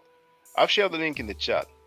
Ronald Eldon Wyatt is an American nurse anesthetist, advocated the Durupinar site in Turkey as the landing place of Noah's Ark, and said that he had made almost 100 other biblical discoveries. Wyatt's claimed discoveries have been criticized by scientists, historians, even biblical scholars, and some creationists, and are not considered credible by professional archaeologists and biblical scholars. I can stop here. Feel free. Not a problem, mate. So, do you believe that the truth is covered up in the media? Do you believe that the Bible is discredited? I'm dealing with history. In the media, They can talk about history. They will have professionals, they will have scholars, they will have historians, they will have archaeologists. And once again, is there any record that mentions Moses during his lifetime? Do you know any? I'm going to find that one. Okay, but do you know any? Moses' name. I don't do records. I put Moses' name in. Oh, so you're going to search now. So basically, you don't know any, and it's fine if you don't know any. You can take your time. I'll ask you on a very regular basis, so you can always come back and tell us when you find it. But I can tell you, you will not find any because that doesn't exist. And it's the same for Jesus. Jesus Christ, there's not a single record that mentions his name during his lifetime. Okay. Can I ask you a favor, my friend? Go ahead. We're going live. We're going live tomorrow. We would love to have you up on my channel at 7 o'clock GMT. I'd rather keep it here. But, you can come here and live stream on your channel at the same time. I don't mind. We can do this. we can do this one actually. Let me just go to stream to your audience. Let me just stream it to my crew. Yeah. Man questions evidence of Bible. I don't question everything in the Bible. I'm just asking for records for Moses and Jesus. But feel free to choose any title you like. So, can you tell me the name of? Hold on, I'm gonna find it in the chat anyway. So here, Lord send me. So go to channel. Okay. Oh, you have 4,000 subscribers. So yeah, he's. I'm gonna share his stream in the chat. He titled it "Man Question Evidence of Bible," and I'm gonna share the link in the chat. So you have his channel. There it is. It's in the chat. All right. Just a quick question for your viewers. Underneath every video, in the description, the top video is 5 archaeological evidence of the Bible: Moses, Lot, Sodom and Gomorrah, when God destroyed 2 cities with brimstone and fire. You've got Mount Sinai. You have got Noah's Ark, and then you've got the blood of Christ. So we don't deal with Noah's Ark. Are you joking? You're joking. No. Okay. Can you show us the picture of Noah's Ark? Why don't you go onto the let me just find the video and we can do it. That's beautiful. Okay, well, thank you. If Noah's Ark existed, then everybody will know it. We know where the Eiffel Tower is in Paris. We know where the Statue of Liberty is in New York. If Noah's Ark existed, everybody. There's 2 billion Christians / Catholics and Muslims. So many of them would have mentioned it. Now you see when you say evidence. Okay, go ahead. I've just sent you the link in there. I mean, if you want to watch it, it's up to you. Your audience must be thinking, "Who's this crazy Christian?" I wouldn't call you crazy. You are a believer. You are a believer, and believing is not knowing. You see. No. I came to my faith in trying to disprove the Bible. Okay. So let's deal with this. Evidence can be subjective. Records are not subjective. Well, no, hang on. Well, okay. Please change your words. I think that's the way around there, mate. I'm sorry, come again? I think you put it the wrong way around. So you're trying to put your opinion into the understanding of words there. You said evidence is subjective, but scholars and opinions aren't. So you take written. No, that's not what I said. What I said is evidence. That word, it can be subjective, because you said that Mount Sinai is an evidence, and that's a place. So records, that's not subjective. A record, that will be something, right, that we can hold, right? So usually records are held in museums, and we have museums worldwide. You are in England, if you go to the Ashmolean Museum in Oxford or the British Museum in London, you will see many artifacts that date way before the time of Moses, way before the time of Jesus. I mean, France, you have the Louvre Museum in Paris, it's the same, right? So when it comes to Moses, is there any record that mentions Moses during his lifetime? Yes or no? Yes. What is it? What is that record that mentions Moses during his lifetime? I'm just reading it now. Okay, so you're looking for it. It's okay if you don't know. Just say I don't know. I'll look for it. But I don't do records. I do evidence. So I've never looked into it. I know that they're. Well, okay. Can somebody help? Here I am, Lord, send me. Because this Kenneth dude wrote that Noah's Ark is in Mount Ararat.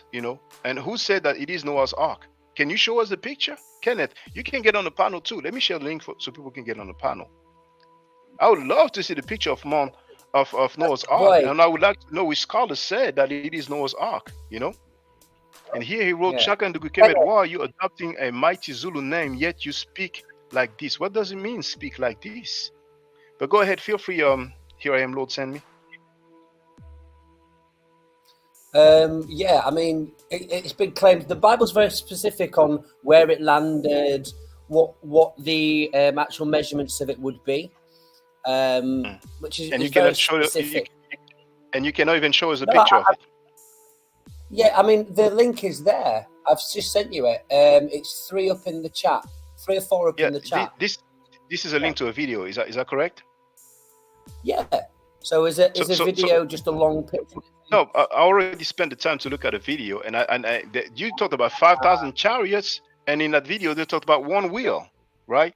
So what you're claiming, I heard it before, right? And you can ask help for your friends. I'm sure we can have a reliable website that will show us a picture of Noah's Ark, and it will tell us which scholars, which PhD agrees that this is Noah's Ark. Because to me, that sounds made up, you see. Now, please help. Here I am, Lord, send me. You Christians, Muslims, atheists, regardless of your religion, right? Is there any record that mentions Moses during his lifetime? Is there any? Yes or no? When we finish with Moses, we can move to Jesus. Yeah, that's fine. Jesus is documented outside of the Bible at the time through Roman records. Do you believe, honestly, do you believe Jesus didn't exist? Just for the clip. I believe, I have no evidence of the historicity of Jesus. There is not a single document that mentions Jesus during his lifetime. So it's hard for me to believe that something for which we don't have any records of, like Spider-Man, have existed. Okay. Can you give us the name of a record that mentions? It's okay. You can use it all day, every day. I'm Shaka Ndugu Kemet. I run the YouTube channel My Art Forever. My website is afrostyly.com. You have the link at the bottom. And indeed, can you tell us the name of the record that mentions Jesus during his lifetime? Can you tell us the name? I can go find it because I don't deal with records. But of course I can. I think Josephus. Okay. Well, please help. Here I am, Lord, send me, because he doesn't know any record for Moses during his lifetime. He doesn't know any record for Jesus during his lifetime. So it sounds to me like he needs help. No, I don't need help, mate. But you can kind of frame it that way. But I don't know I don't think you realise who I am. But that's okay. I'm here. Who are you? Who are you? Who are you? I'm Adam. I'm at your service. I'm here to lead you to Jesus Christ. Have you heard of Flavius? Flavius Josephus, yes, I've heard of him. Okay, do you want to go Josephus on Jesus? Well, okay, this is what we can do. We're going to go to... Are you okay with Encyclopedia Britannica? Why don't you just go to Josephus Flavius Records, mate? I'll just send you them in the link. Because this is new to me. Sheikh Mutaz, you will need to use a webcam. Now I'm going to share the link in the chat. This is Encyclopedia Britannica here, right? And Flavius Josephus, it says. Yeah, hold on that thought. It says that he was born in. Yeah, hold on. I'm going to let you speak. Don't worry, we have time. Flavius Josephus born AD 37/38. He was born after the death of Jesus Christ. So it's going to be difficult for him to write anything about Jesus during his lifetime. Now, the record of Flavius Josephus, if people can tell us the date of it, they are welcome. But feel free, go ahead. Feel free. Should we go for another one? Do you want to let Sheikh Mutaz up? If he uses his webcam, yes, I will let him on. He's backstage right now, but he doesn't have any webcam. He hasn't got a webcam because he uses his phone. He can't get the webcam. But with his phone, there's but whenever he's ready, but that's the requirement, so. Honestly, he is my co-pilot on my channel, and all the videos don't show his face because he can't do it off his phone. I'm telling you the reason. You'll see a picture of a grey background with an Arabic-looking man. No, I hear you, but that's just a requirement. Whenever he's ready, I think he doesn't want to show his face, and he has his reasons. He doesn't have to, but we have mobile phones, and there are cameras on the phones. So if he's afraid to show his face, he can ask Jesus for help. No, he has technological issues, but you can read it in the private chat, can't you? If you wanna make the plane uneasy by going to records instead of showing the evidence. He lives in Saudi Arabia. He's a Muslim convert to Christianity. He's not trying to get killed. Okay. Well, ahlan wa sahlan. Ana atakalam Arabiya qalilan. Tasharafna. He's a fluent Arabic speaker. Well, whenever you're ready. Yeah. I'm not reading the private chat right now, because I'm more focused on what's going on now. But, Sheikh Mutaz, you are welcome anytime you are free to use a webcam. That's just a requirement. You know what I'm saying? Somebody wrote he's scared because he speaks Arabic. Why would I be scared about him speaking Arabic? Come again? Yeah, he speaks fluent Arabic. Oh, that's lovely. He speaks fluent Arabic. He takes down, that's it, Sheikh Mutaz. He takes down the largest people. But anyway, if you want to die on that hill, that's fine. But anyway, as I've said to you, you are live on my stream on my channel. That's underneath every video, there's 6 videos. Cool. So you make it hard for me. What do you want to see? What do you want to see, Aki? A record that mentions Jesus during his lifetime. Does that exist? Okay, so should we just type it in? Records of Jesus. Now, hey, you, Jimmy, you are the coward. Why don't you get on the panel? You are the one hiding. I'm not hiding. You are a believer you're stopping of Jesus and God, but you don't even have the courage to defend publicly, But go ahead, feel free.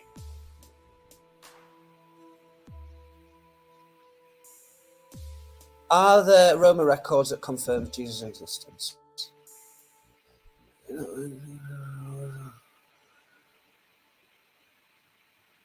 Wait, were you reading the stuff, or were you asking me? No, I'm just reading the stuff. I'm not too sure if there were records written at the time. Okay. Now, Christ is King wrote that, yes, they are. Okay, please give us the name. Tacitus. Tacitus, are you sure? Okay, let's look up Tacitus on Encyclopedia Britannica. So we're going to see his lifetime, right? So here, Tacitus, because that's what they like to do. They say we have many first century authors that mentions Jesus, okay? So Tacitus, he was born AD 56.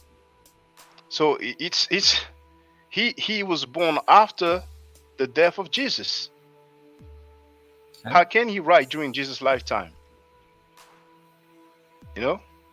I don't know what's funnier, the statement that you believe Jesus didn't exist as a person and walk the earth. Like whether you believe as God or not is another matter, but I mean, before I was Christian, I realized Jesus was a historical figure. I mean, he was pretty important. The calendar, every time you look at a date and write it down, is based on the life of this person before Christ. Yeah, but in the Muslim world, they don't have the same date. They based it from the Hijra, if I'm not mistaken. That's how if it's not how it's called, people can correct me, right? So the fact that the date goes from that, some people follow the ancient Egypt, and the date that they have is like 6,000 or so. You know what I'm saying? So Spider-Man, we have a lot of writing about Spider-Man, and Superman as well, right? But we don't have any records of them, you see. Now Mutaz actually looks like he's here. Now, no, Mutaz, I need to see your face. He's showing his computer, but I will need to see your face, Mutaz. Well, if he can't, it's okay. You know what I'm saying? Anybody else we can. But here, I just want to say this now.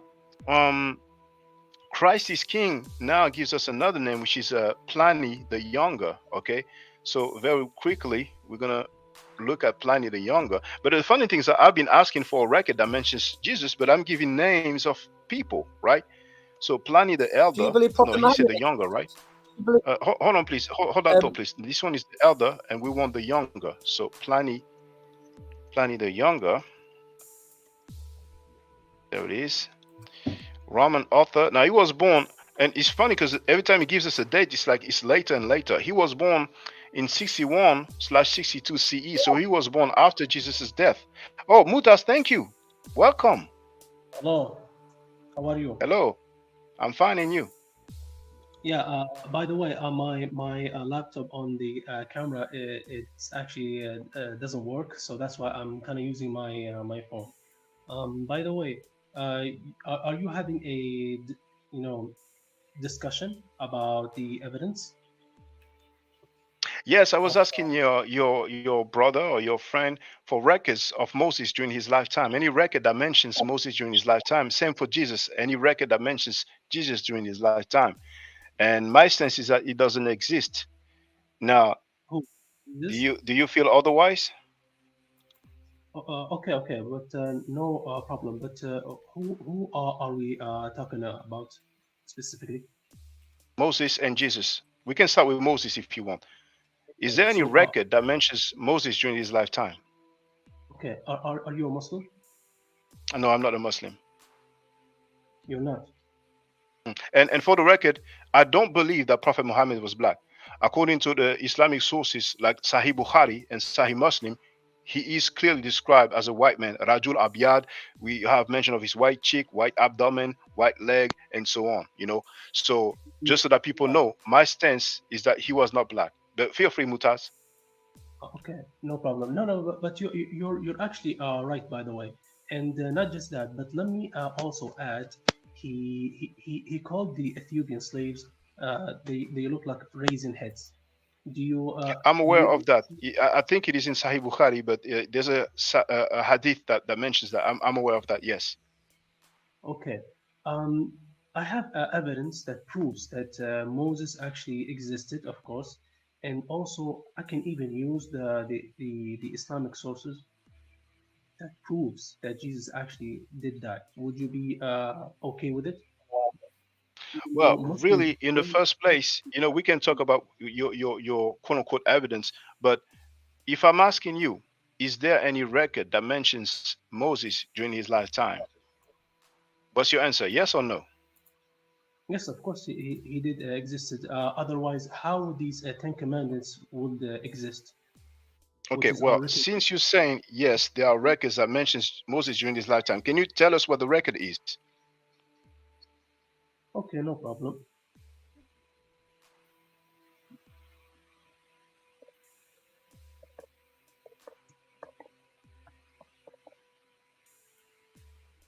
Christ is King wrote Josephus born 37 AD. Yes, and I agree. That's what Encyclopedia Britannica says. Now, Jesus died in 33, more or less, right?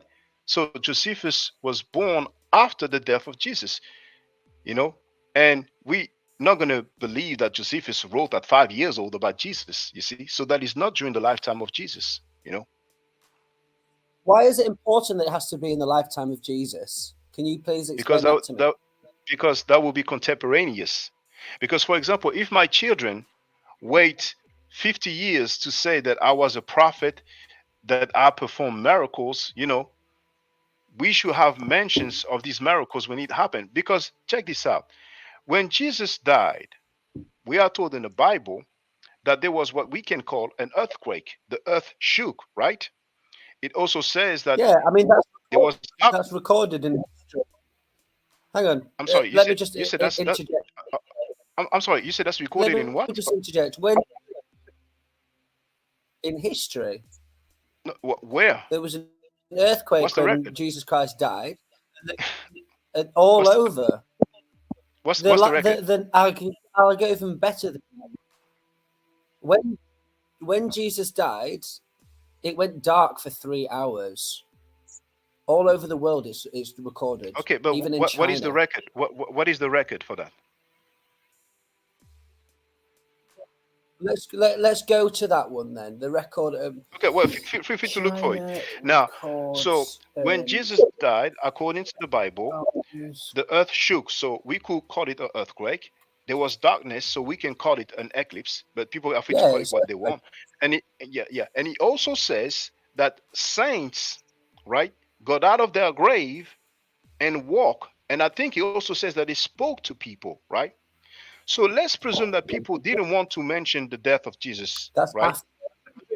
It's safe to presume that they would say, you know what, today the earth shook and there was darkness, right? But that doesn't exist. But go ahead, feel free, Mutaz. Yeah, Adam, Chinese can you emperor. see the video or a clip when Ron White went into the sea to see the channel, the ancient. Mate, we've tried to show him and he skipped it, and he was looking at it, and people were looking at it, and he skipped it, and he wants to look at pieces of paper that are written at the exact time of Jesus. So, I think he's Mutaz. Mutaz, hold on. I did not hear you, Mutaz. You can speak to me directly. Feel free. What was your question, Mutaz? My question is that have you seen the video when the archaeologist Ron White, he actually went into the sea and saw the chariots destroyed? These are the proofs existing that Moses did actually walk on the sea when he used his stick to separate the sea and go walk over it with his people. You know what I'm saying? Can you spell his name again, please? ROA. T-A-Z. No. The guy Ryan White. How is he spelled again, please? R-O-N. Yes. Oh, thank you, Ron Wyatt. Okay. Now, he is not an archaeologist. You see, I'm going to share the link. Oh, you can. Okay. I mean, you can laugh. It's okay. Now, are you saying that he's an archaeologist? How good of an archaeologist do you have to be to then go find 5,000 chariots? He didn't find all of them, obviously. Okay. But they're all there. Now, we're talking about a hill. Here I am, Lord. Is he? Because he's dead now. Was he an archaeologist? Yes or no? No. Okay, thank you. So here, for the record, it says that is archaeology a thing that you do, or is it a title? Is archaeology a thing that you do, or is it a title? If someone is a medical doctor, then it means he has credential in the medical field, right? I cannot just say I'm an archaeologist just for the sake of it, So that being said, once again, it says that he was a nurse anesthetist, right? And he says that his claim of discoveries have been criticized by scientists, historians, biblical scholars, and some creationists, and they are not considered credible by professional archaeologists and biblical scholars. That being said, right, I did not see 5,000 chariots. But in the video, I saw one wheel. And then you stopped playing it. Yes, I stopped playing it because there was only a few minutes left. That wheel, which PhD said that it has something to do with Moses. In the first place, I asked for record of Moses during his lifetime. Then you dealt with that video. So we can move on to Jesus. is there any record that mentions Moses during his lifetime? Yes or no? A quick question, Shaka. Are you a biblical historian? No, I'm not a biblical historian. Okay, so I'm not an archaeologist. I'm not a biblical historian, but I do possess eyes and a brain. Can I then look at the evidence and find out whether it's true or not? Well, I look for records. I deal with history, you see. So if you have any records you want to share with us, then feel free. You share the video with us. Yes, feel free. What is the history based off? What is history based off of? Is it based off the evidence? It's based on records. Evidence can be subjective. Okay. It's based on records. Okay. Evidence could be subjective. It's based on records, bro. And please. Based on testimonies as well. You're lying. You can say, please. You said I'm lying? Yeah. I just feel that you're doing yourself disservice by trying to win an argument by changing what words actually mean and the logic of reality. I can say that in layman's term. What you just said makes no sense. Okay, well, you can say that. But I can say that what you claim made no sense because you talked about 5,000 chariots. We went through your video, your source. There wasn't any 5,000 chariots. So you lied live on air, right? Now, my question is simple. My question is simple, right? And you can say, look, I don't have the evidence now. I need to look for it later on. Can you show us or name... Hold on. Can you show us or name a record that mentions Moses during his lifetime? Yes or no? No, not off the top of my head. No. Okay, thank you. Now, different question. Can you show us or... Hold on. I have time. We can, I really have time. Can you show us or name a record that mentions Jesus Christ during his lifetime? Yes or no? Not off the top of my head, no, but I can look for them. Well, feel free. In the last 3 years, wouldn't they? Because he started performing miracles and became famous. So his ministry was only 3 years. So in those 3 years, was he documented on records that still survive? I don't know. Does it mean it's not true? No. It's got no basis on that. Your entire channel is based on paper. I'm based on the evidence that the papers are based on records. It's based on history, archaeology. And I quote PhDs, people who earn doctorate degrees. I'm based on archaeology. No, you're based on... Go on, Mutaz. I'm talking to a child here. But your name is Shaka, right? Yes. Okay. So basically, is eyewitnesses enough evidence, or it's not enough? If it's not enough, it's okay. You can be honest, because you seem like a very sincere guy, which is amazing to have a discussion with. So my question is to you: is eyewitnesses for you is enough or not enough? If it's during his lifetime, it's fine. You see, because whether it's eyewitness or writing or object, that will be a record, right? So this eyewitness that you're talking about, what's the date? Well, of course, the date will be, you know what I'm saying, from the time Jesus was alive until his death, and he died at the age of 53. And then after 33, not 53. Huh? Did you say 53 or 33? 53. Oh, my mistake. 33. Yes, I agree with you. According to the Bible, yes. Because I'm still a new believer, so I kind of make mistakes here and there because I'm kind of still educating on myself. But going through my deep research about Christianity and the history of it, I found there's like a gospel called Garima Gospels, and they were founded in Ethiopia. Hold on, Mutaz. Here I am, Lord. Can you go on mute when you don't speak because you have some background noise, if you don't mind? Thank you very much. Go ahead, Mutaz. Yes. Now I send you the link of Wikipedia about the Garima Gospels, and as we can see, this is the earliest manuscripts that we can have, and you can even see the characters that the disciples Matthew, Mark, Luke, and John, and Peter, and also Paul. You can actually go here and you can see this is the most earliest manuscript. It was written in Ethiopic language. And you can Okay, see so it was dated between 390 AD, between 390 AD and 570 AD. okay, so that is definitely not during the lifetime of Moses. I'm sorry, of Jesus, right? Yeah, exactly. Now, All if right. we are But talking earlier actually, you said during his lifetime, didn't you? yes, So you made a mistake then. That's what do you mean? 300 years later, 300 to 500 years later, 3 to 5 centuries later. Now, do you believe that this is Mark? Well, it says it is. So, I mean, nobody saw how Mark and Matthew and Luke and John and all these disciples, but this is how basically they used to draw their characters, as far as their knowledge actually knows.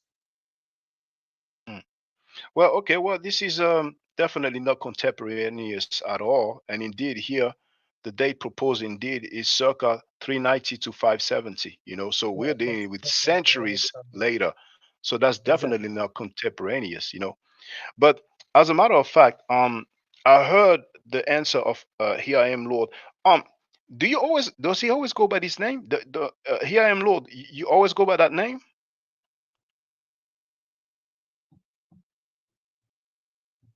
You're on mute.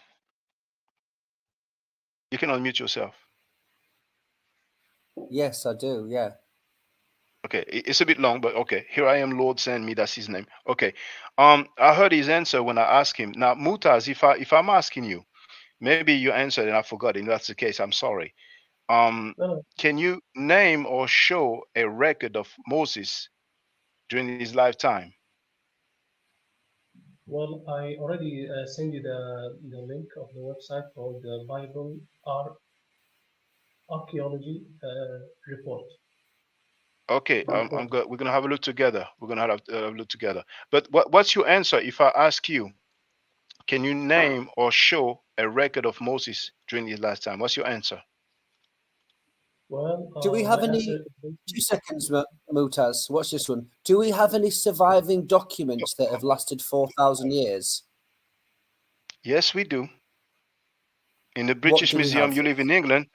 Well, we have plenty. Um, I'm gonna show you. Are they copies? No, they are original. In museums, you have originals. If they are copies, they will state that it's a copy.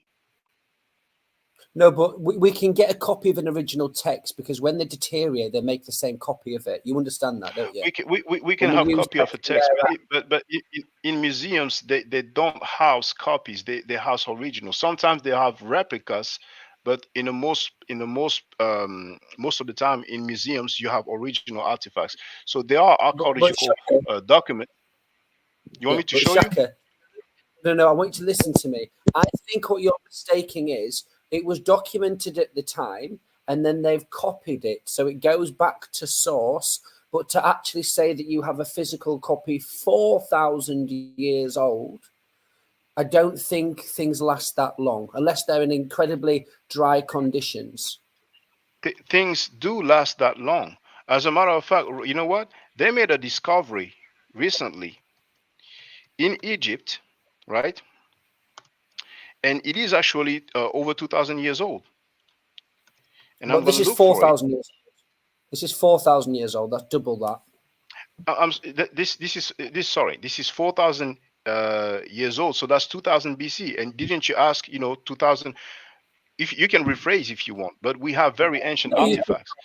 But hold on, I can show you some examples, right? Um, I'm gonna go here. I'm gonna use my other computer, and that's what a lot of people This, are unaware of.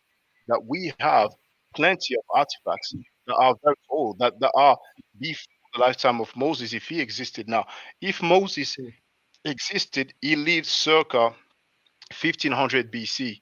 1500 BC. Some people may say it's somewhere around 1300 BC. But the thing is that we don't have any record for Moses, so we don't even know when he lived. He's not attested in history. But anyway, let me just share my screen and show some artifacts from museums. So I'll go here. Can I also ask you? Hold on, please. You can ask me anything. I just want to show some artifacts, just so that people can see that I'm backing up what I'm saying. So this one here is from the Louvre Museum in Paris, France, right? And this is Amenhotep III. Now he lived circa 1300 BC, 1300 BC. That's 3,300 years ago. Okay, so that was a pharaoh or ruler. That's Akhenaten's father. That's Tutankhamun's grandfather, right? Those here, I don't have the date. No, this is a painting. This is actually yeah, you do have the link to the Louvre Museum, come again? I've been to the Louvre Museum. I've been to Paris 5 times. 1, 2, 3, 4, 5 times. Yeah. But we have writings. We have come again? Is that paper or is it a painting? It's a painting. Now, I don't know if it's made of limestone, but you have the link at the bottom and people can just look for it. Amenhotep III, Louvre Museum. So a lot of times, the painting is limestone paper. Is limestone paper? Limestone is not paper, but writing can be done on paper. It can be done on walls, because they have writings on walls. On limestone, a different type of material. Wood as well. We have hieroglyphic on wood. Shaka, do you know what writing doesn't mean paper? Did you know that? I did know that one. Do you know what moving the goalposts mean? Okay. Well, okay, if you don't mind, because here you have an artifact. This is in Cairo, in the museum as well. You have the references. You see, this is the reference. You have the link at the bottom.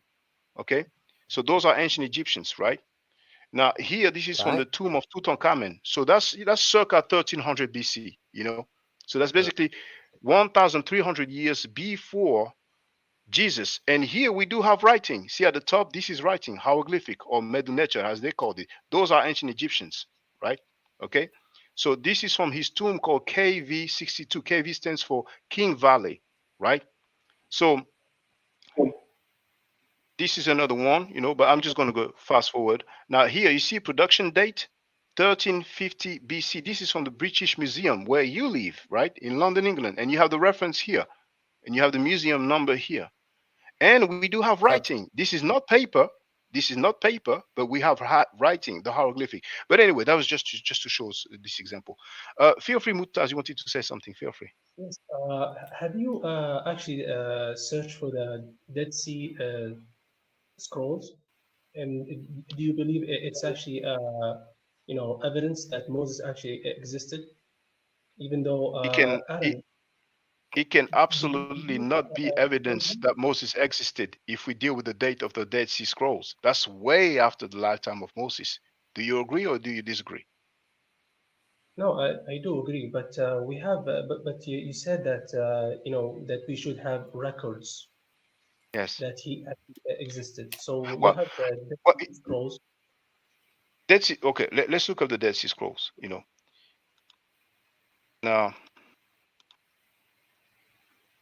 Dead Sea Scrolls. The code or what? Do you want to tell him about the code underneath Gematria? Hold on. Let's do one thing at a time, if you don't mind. Now, I'm going to share the link to Encyclopedia Britannica about the Dead Sea Scrolls. Okay, here you have the link. And I'm sorry for the chat. I'm not, really looking at the chat like that. Oh yes, Christ is King. You are correct. On the chat, do not post links because it would not show. You will see your comment, but if you refresh the page, you will see that your comment is not appearing. It's only me who is an administrator, and I don't have mods. But if I had mods, they could be posting links. So if people want to share a link, they can get on the panel and use the private chat. But anyway, so here we're gonna go to there it is. So I've shared the link. Okay, this is the link to Britannica by the Dead Sea Scrolls, and we're going to look at the date. Okay, so safe to say that Encyclopedia Britannica is reliable. So Dead Sea Scrolls, ancient, mostly Hebrew manuscripts of leather, papyrus, and copper, first found in 1947 on the northwestern shore of the Dead Sea. Discovery of the Dead Sea Scrolls is among the more important finds in the history of modern archaeology. The study of the scrolls has enabled scholars to push back the date of a stabilized Hebrew Bible to no later than 70 CE. To help reconstruct the history of Palestine from the 4th century BCE to 135 CE. Now, I would like to just have the date. There it is. The Dead Sea Scrolls come from various sites and date from the 3rd century BCE to the 2nd century CE. So the oldest is 300 BC, which is about 1,000 years, a millennia after the lifetime of Moses, right? But Mutaz, earlier I was asking you, can you name or show a record that mentions Moses during his lifetime? What was your answer? Well, I actually had like two answers. I gave you the Dead Sea scrolls and also the video That's where 1,000 years after the lifetime of Moses, right? So what's the other one? but you also have the chariots that are being destroyed next to the sea that the Pharaoh and his soldiers went in. Have you seen the video? I've seen a video, and we've seen a wheel. I didn't see a chariot. Now, is the name Moses written? Written? Well, there's a rock which is actually located in the Saudi Arabia, and it has a Hebrew written in it, and there's also the tabernacle, which is also being drawn in that rock. And there's also another evidence. Maybe that will be enough because that's all I know, to be honest with you. The second evidence. Here I am, Lord. Here I am, Lord. You don't call that moving the goalpost? I asked him if the name Moses was written, and you heard his answer, right? But the name for Moses in Egypt was a different name. I think it's Imhotep or something. Oh, absolutely not. Imhotep, no. Actually, I don't know where you got that from, but it's fine. You know, we can disagree. Now, regardless of how it was pronounced or called, we say Moses because we speak English, right? So if it is Moshe or something else, feel free. So Mutaz, once again, can you name or show a record that mentions Moses during his lifetime? Yes or no? Well, hold on. Let him answer. Okay, but do you think the Ten Commandments was received from somebody else than Moses? We can talk about this, but if you don't mind, you know, if you don't want to answer the question, I'm not going to force you. You can say, okay, I don't want to answer that question. You know, so can you name or show a record that mentions Moses during his lifetime? Yes or no? Where exactly? In the Torah? In where? No, a record. Basically something that is physical, that exists during the lifetime of Moses. Can you name a record, any record whatsoever, that mentions Moses during his lifetime? Yes or no? Well, I mean, the only evidence that I have for you is that if you look at the Ark of Covenant, which is here on this earth, we believe that there's an Ark of Covenant on this earth and also in heaven. And this Ark of Covenant, which is on earth, inside of it there is the Ten Commandments and Moses still existed. That's the only thing that we can say that Moses was actually real, because the stick that he used, which is also inside the Ark of Covenant, located in Jerusalem, and there you go. That's the evidence that I have, to be honest with you. Okay. Now you said that in the Ark of Covenant, there are the 10 Commandments. Is that what you said? The Ten Commandments that are stone written by the hand of God, which is actually still.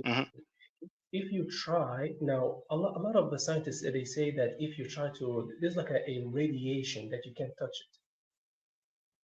You know what I'm saying? But according to the Bible, nobody can touch it because they are in their sinful nature. Now, a lot of scientists actually try to touch it, and they got hot radiation that couldn't even handle it. And one of the three. Okay, I'm sorry. That thing that the scientists try to touch, what is it? The 10 Commandments? No, the Ark of Covenant. You can't touch it. Okay. Okay. All right. Inside the So Ark of Covenant, so you are saying that the Ark of Covenant can be seen, right? That's what you're saying, that it exists, right? yeah, but from a distance. Now you can't go there and see it, unfortunately. But I believe Ron White actually took a picture of it, but it wasn't Can you very show us the clear. picture, please? Yeah, of course. Okay. Now, to me, that sounds made up. You know, that's like, I'm not saying that you're having a joke, but it sounds like a joke to me. Because if the Ark of Covenant existed, the whole world will know about this. But that being said, I may be wrong, and maybe you will show us, some reliable website and some historians, some archaeologists that will agree that this is the Ark of Covenant. But But look, yeah, I mean, let's forget all about Moses. Let's forget about Moses, right? Let's move later on, more recent time, right? Can you name or show a record that mentions Jesus Christ, that is, during his lifetime? Yes or no? well, yes, of course, yeah, he did exist. No, no, no. Uh, What I'm asking you is, can you name or show a record that mentions Jesus Christ during his lifetime? Yes or no? which record? Any record Like, that mentions Jesus Christ during his lifetime. okay, no problem. But So first, can you name or show a record that mentions Jesus Christ during his lifetime? Yes or no? well, but I'm trying to show you the picture of Ark of Covenant first, and then we'll go to Jesus. No problem. Um. Well, okay, feel free, but if you can name or show, I'm not asking you to do it now, but if I'm asking you, can you name or show a record that mentions Jesus during his lifetime? What's your answer? Is it yes or no? Yes, I do. Okay, well, feel free whenever you're ready. All right.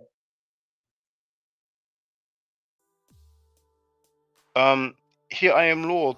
Feel free to unmute yourself. I did mute you because you have that background noise. Anytime I say noise instead of saying noise. Quick question, mate. Shaka. Do you have any historical people that you believe existed that we have historical documents written at the time of their life? Yes, Circa 2000 years. Who? 2,000 years. I may not have that handy right now, but 1,300 years, 1,000 years BC. So basically 3,000 years. Yes. Yeah. Go ahead. Feel free. Hang on, I just got to. Could you say that again? The question was, do you have any records of people that you believe existed historically, written at the time of their life, circa 2,000 years? And you said. Okay, hold on. 2,000 years what? What do you mean exactly? You mean 2,000 years ago?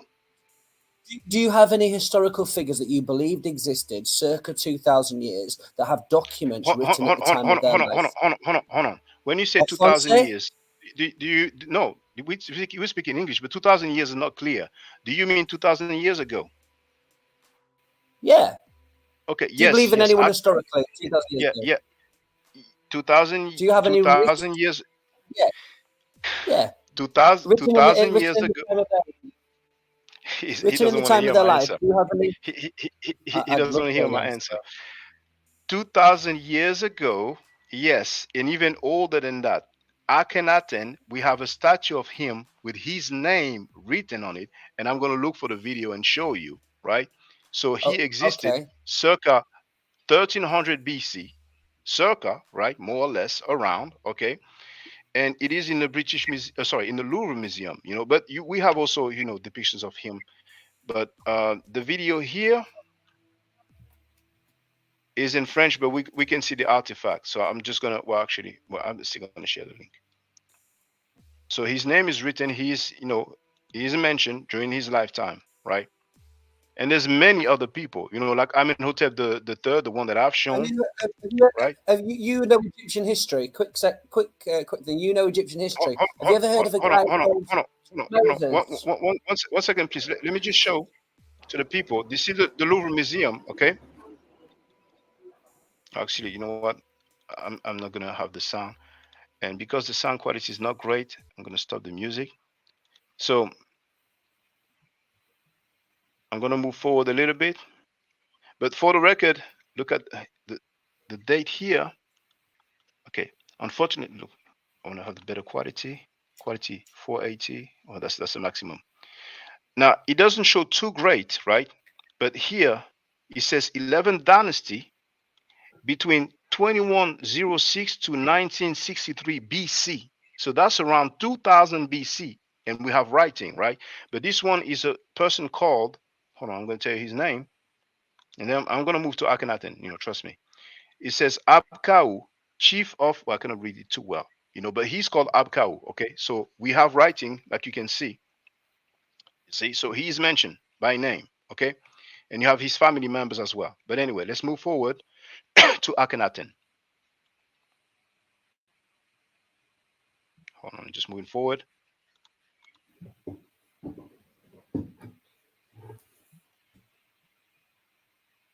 You can see it's buffering a little bit. This is another pharaoh. There's a few. This is Amenhotep III. You see, that's what I have as a background, and then that's the one that I've shown, right?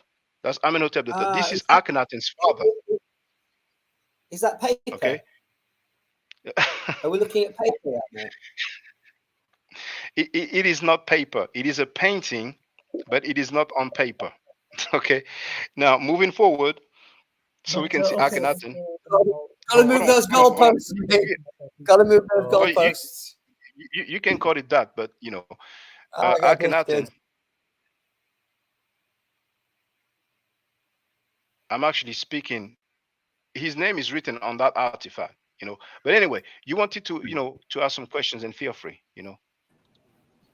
Have you heard of Tutmosis III in hieroglyphics? Yes, I've heard of Tutmosis the first. Yes, I've heard of him, and there's a few other Tutmosis. Yes. Okay. The majority of the pharaohs, like for example, Tutankhamun, that is nicknamed King Tut in America, we have not only depictions of him, but we have his name also, right? So we have that in his tomb, and we have that in other places. So he is historically attested. There's attestation of his historicity. Come again? Yeah, I don't deny what you're talking about at all. Okay, but Jesus Christ is not attested historically. There is no attestation of his historicity. I'm sorry, of his historicity. You see, and that's why I've been asking about Moses and also about Jesus Christ. For a man who performed miracles, changed the water into wine, multiplied bread and probably fishes as well, resurrected a girl, resurrected Lazarus, healed the ear of a soldier that was cut by his follower, then died, resurrected 3 days later, went up in the sky in front of thousands of people, and yet nobody wrote, hey, this is what I saw today, or nothing survived, nothing remained. And we are talking about the chosen people, the followers of the God, Yahweh. It's quite strange, but this land that is described as evil, right, Egypt, we have so many artifacts that remained and survived. But feel free, Mutaz. Yeah, but what do you think about the shroud Turin, which is the cloth that Jesus was actually wearing?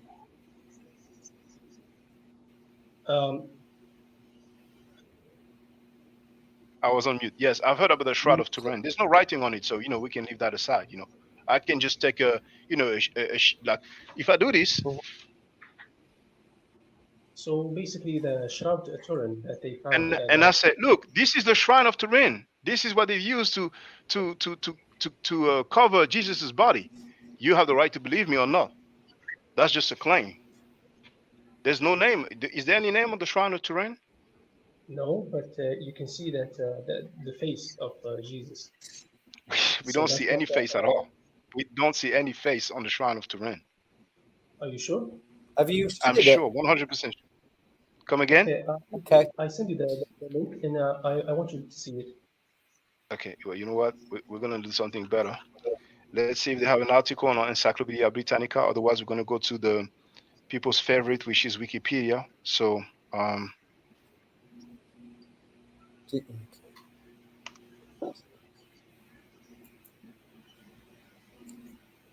I'm going to share the link. Mutaz, Yes. I think we've got enough, here, mate.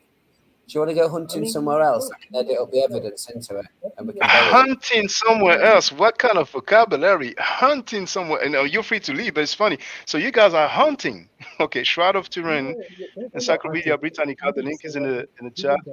And here is the Shroud of Turin here. So I want you to there it is. zoom in on his face. Sorry, here I am. Can you please go on mute whenever you don't speak because you have a loud background noise? For me? Thank you. No. Go ahead, Mutaz. Feel free. Yeah. Can you zoom in his face? This is a very, very old shroud, Turin. It's found somewhere in Jerusalem, which is very close in my home country, by the way. Also, again, can you zoom in his face? What you call a face? Yes. Zoom. Yeah. Go. Yeah. Go zoom. Are you scared? That's what I'm doing. I'm zooming.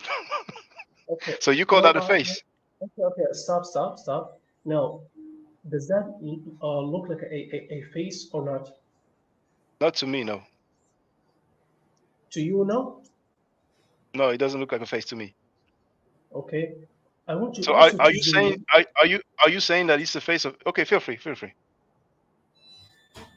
I'm not arguing with you. Look, you believe what you want to believe. Okay? Oh, feel free. I'm listening. Yeah. Also, I want you to zoom in also on the blood that is on his forehead. The blood. Yes. Okay. This is actually blood. You just want me to zoom in. So you call that blood, right? This thing here. Yeah, because he used to wear the thing when he was on the cross. Okay. What? So if it is blood, then it is possible to get DNA, right? Yes, and they did actually got a DNA, but they didn't get the DNA from the DNA shroud. of Jesus Christ.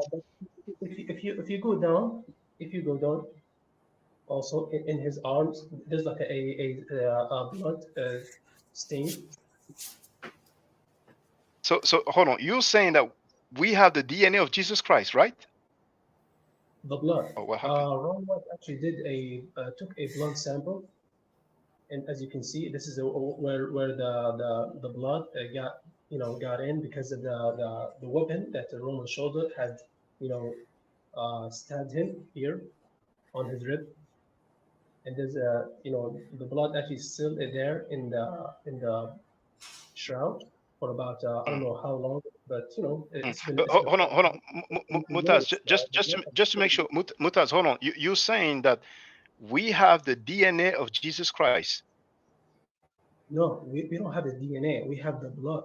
And Ron White took a blood sample from the Ark of the Covenant when Jesus was crucified. You see, when he was crucified. But can we get DNA out of blood? No, we can get the chromosome. I never said that we can get the DNA. I said that we can. I was just asking. I'm not a biologist, so I may not be 100% accurate. I say my best. Ron White took a blood sample from the Ark of the Covenant when he was crucified. Okay, when he was crucified, blood and water came in, and when the water came in, it entered inside the hole where there's the cross was actually hanging there. Okay, and until it reached to the Ark of the Covenant, this is where he took a sample blood from a far away from the distance, and. Okay, now I actually, by the way, I give you the link of the video. Now, the picture of the Ark of the Covenant, this is way back in the 90s. So the camera quality wasn't really the best, and the picture was very blurry. So I apologize. This is the best I have. This is the best I can do. I'm saying? I'm not trying to convince you. I'm saying? This is what literally we have. So can you please go to the YouTube channel and go to the hour. If you don't mind, I will do that. But I just want to read You know what it says on Encyclopedia Britannica. Shroud of Turin, a length of linen that for centuries was purported to be the burial garment of Jesus Christ. It has been preserved since 1578 in the royal chapel of the Cathedral of San Giovanni Battista in Turin, Italy. Now,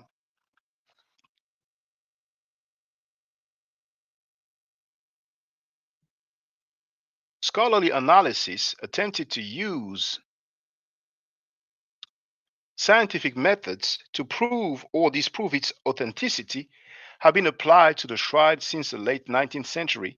It was early noticed 1898 that the sepia tone images on the shroud seem to have the character of photographic negatives rather than positives.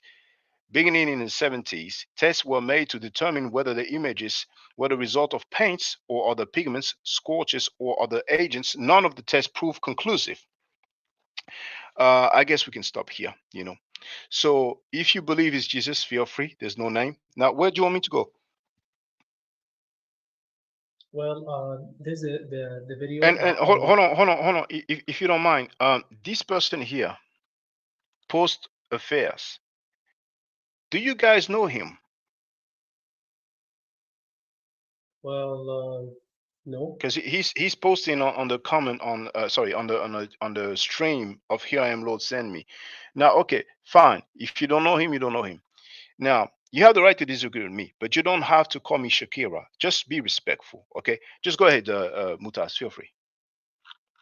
Well, yeah. By the way, I sent the video on YouTube, and I also typed the timetable that I want you to go so you can see Well, honestly, you know, I've been streaming for 2 hours and 41 minutes, and I'm not really looking forward to watch videos. But if you have articles, right, I'm more than happy to watch, whether it's an encyclopedia or any website. You know what I'm saying?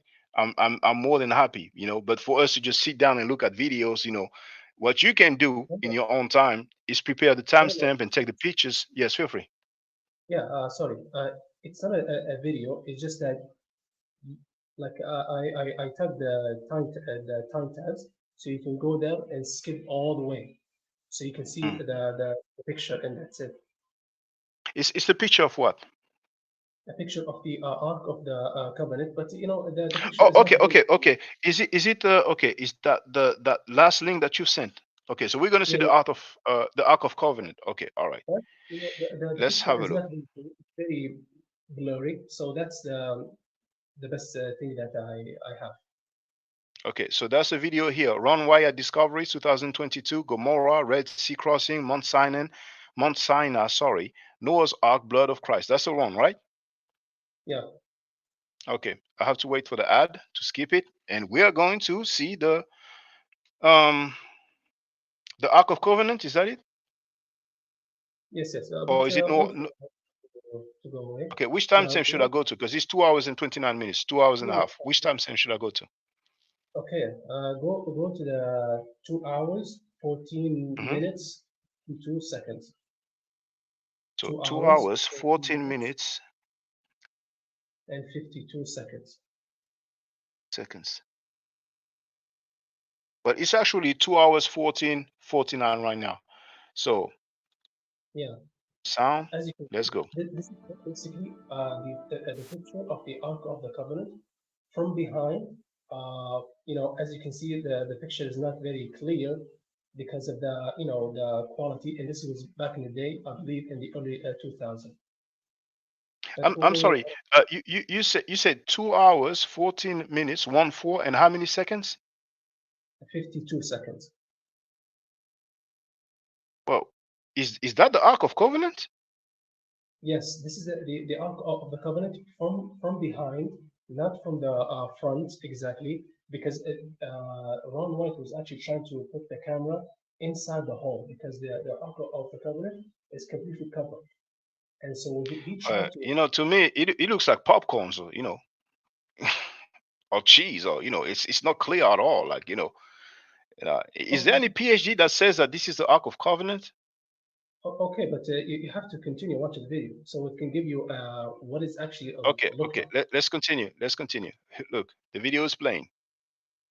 Yeah. So this is, obviously some drawing, so that's not the original artifact or whatever that is. Yeah.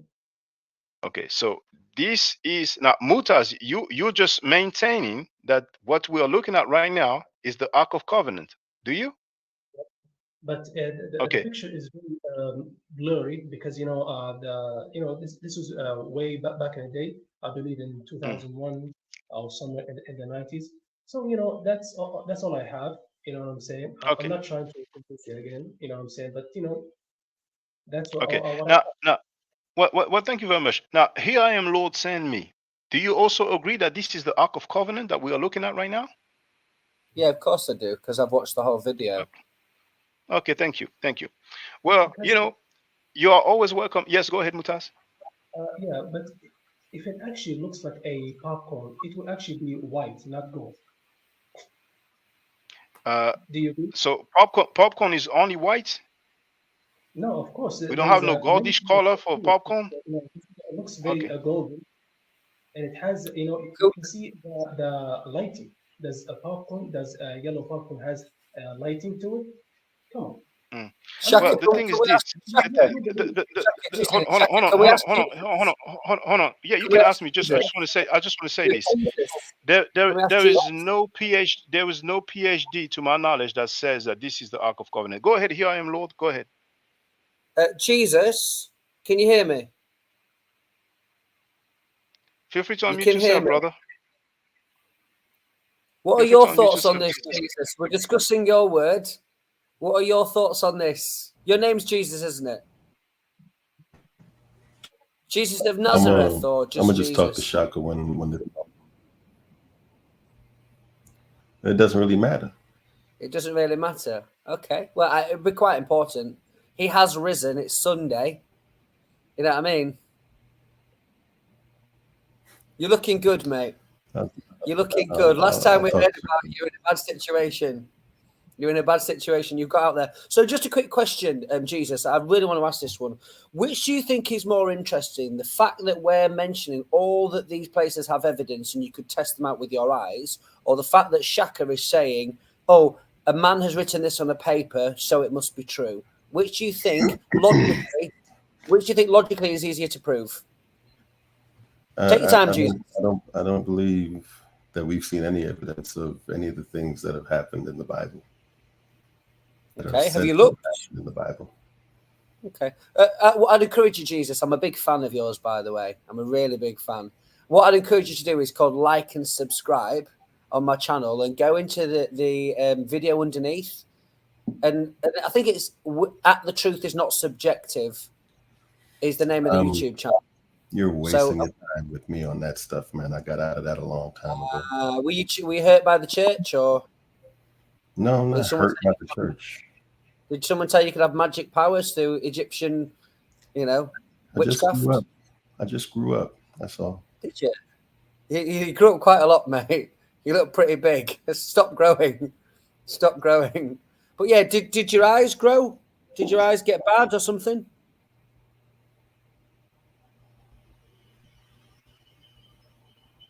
You did look at the evidence of the Bible, didn't you? You didn't just trust man, because man can write pieces of paper and man can lie, but evidence doesn't talk. It just is. You didn't? Did you use your eyes? Wasting your time. I've been through this. Well, I just want to tell you, Jesus loves you. I love you as well, mate. Adam, did you show Shaka the Sodom and Gomorrah? Sodom and Gomorrah. We could do that one, but I don't think they'd play it. I mean, God said he destroyed 2 cities with brimstone and fire, and he left them there as a testament. And those cities are there. I mean, you could get a plane if you want. We could do a little GoFundMe and send Jesus to Sodom and Gomorrah. When Hashem rained down fire from Hashem. Now, for the record, both Mutaz and here I am, here I am, Lord sent me, just said that Sodom and Gomorrah It's found. That's what you guys are saying, right? Yeah, the video. Hang on 2 seconds, Mutas. The video that was slowing down my computer, which isn't now, I just finished processing. It's going to be uploaded tomorrow, so you're more than welcome to watch that one if you want. Is there any PhD that says that Sodom and Gomorrah is it has been located? Is there any PhD that says that? Do you need a PhD? Wait a second. You don't need a PhD or anything else that you can actually go and see for yourself and actually test. Well, I can go around the world, right? And I can say, look, this is Superman's house. I can believe that, but no PhD says, look, Superman's house or Spider-Man's house has been located, right? So when you guys claim that Sodom and Gomorrah have been located, you can believe that, you can claim that.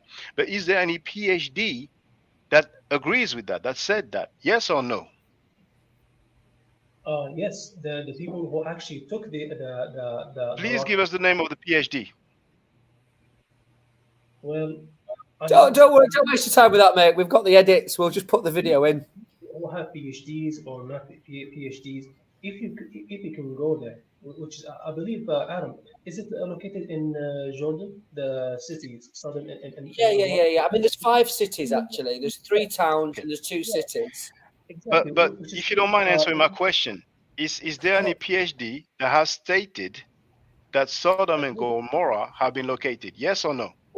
Shaka, why would I have looked into that? Why does that make logical sense? Can you just answer yes or no? Is there any PhD that have stated that Sodom and Gomorrah have been located?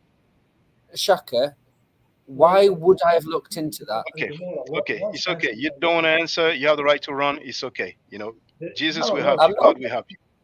You're running from the question. It's a very simple question. Yes or no? Is there any PhD that stated that Sodom and Gomorrah was located? Have you looked? Because yes I haven't. Or no? Have you looked? Because I haven't. Okay, so you have no answer. Fine, no problem. Well, you know what? Let me thank you. Let me thank you, both of you, and you are always welcome to dialogue with me. Can I ask you another question? Cool. Can I have another question? Because I'd love to get you on. The video that I sent you that actually shows you. Oh, hold on, please, Mutas. Now, do you know Christ is King? Yes. Yes, okay. We know. He is a Christian, isn't he? Hold on. He is a Christian, isn't he? Yes. Okay, so Christ is King is a Christian, and he's making fun of my name. What if I make fun of Jesus' name? Well, my name is not Shakira. No, not everyone does it. That's disrespectful, That's disrespectful. That's just ridiculous. But anyway, go ahead with your question. Feel free. Yeah. Okay. Christ is King. Please don't call him Shakira. Oh no! Don't worry. He's his own man. Don't worry. It's not your fault. Feel free, Mutaz. Ask your question. Feel free. Yeah.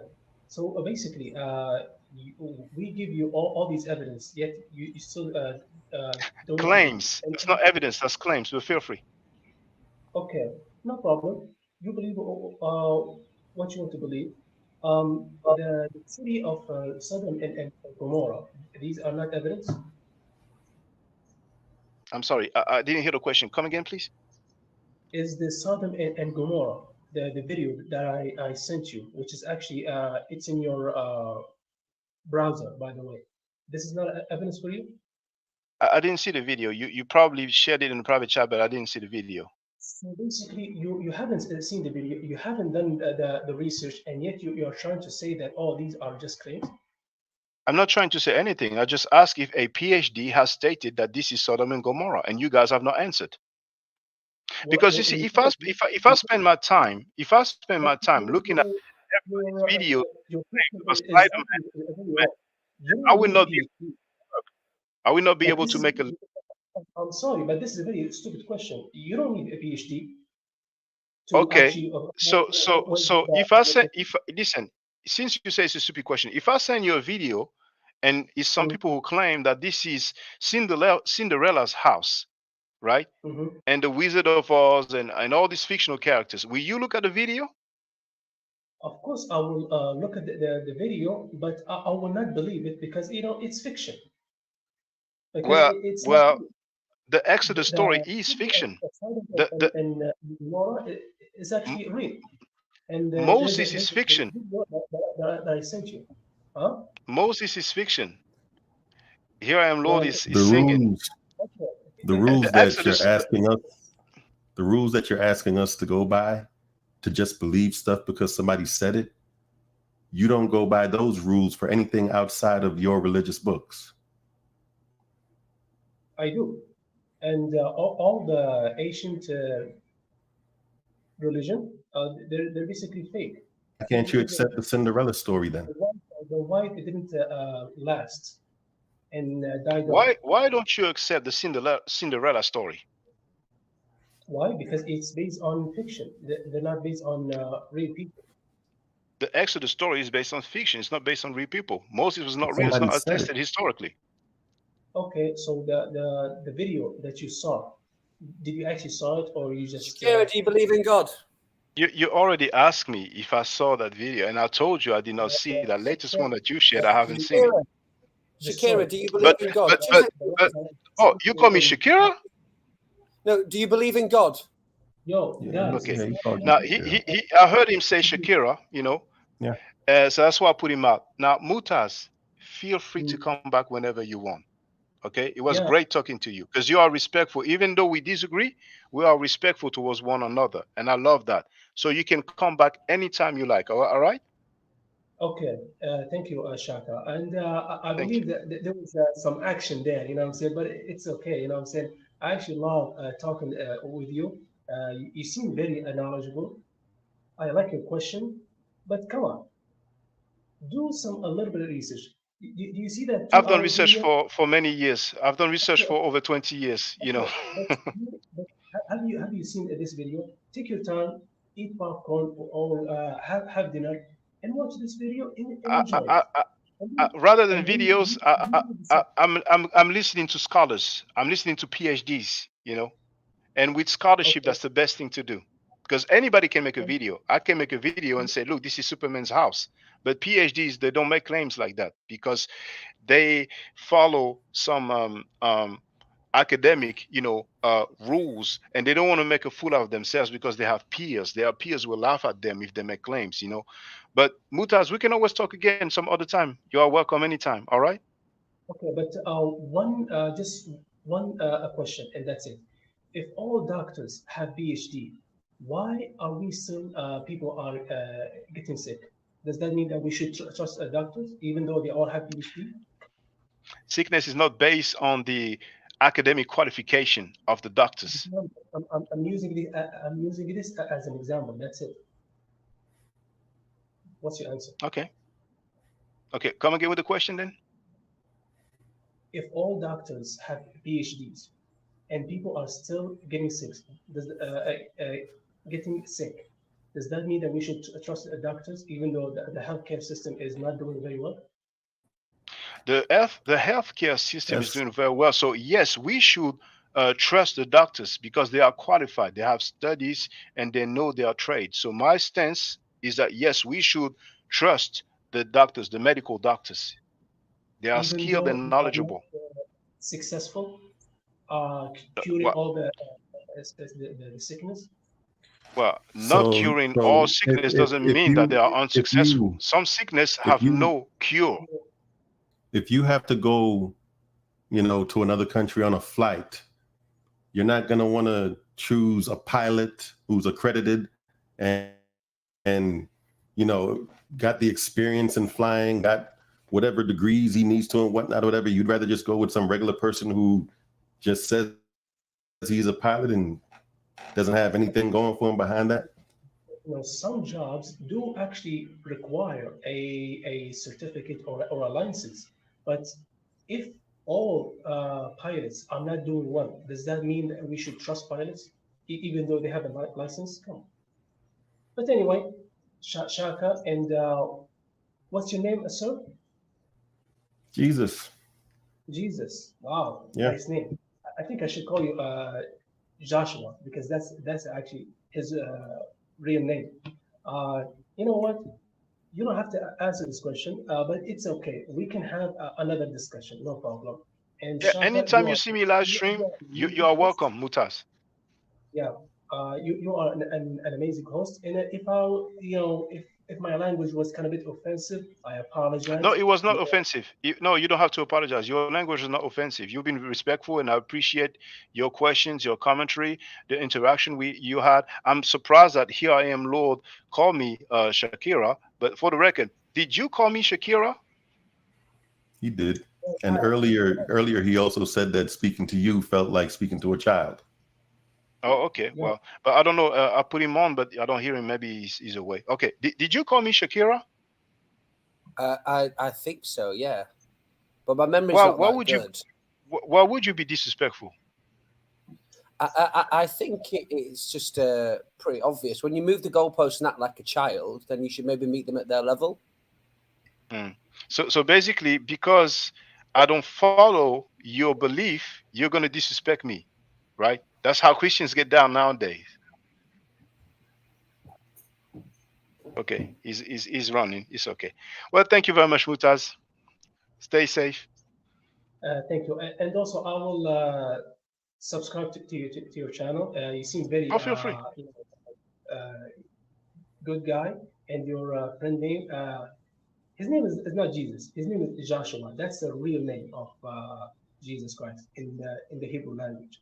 So anyway, we don't know for sure, but maybe it was Yeshua, but we don't know for sure. Actually, even the name of the God Yahweh or Jehovah, we don't know for sure. Some people said that it may have been pronounced Yahoo.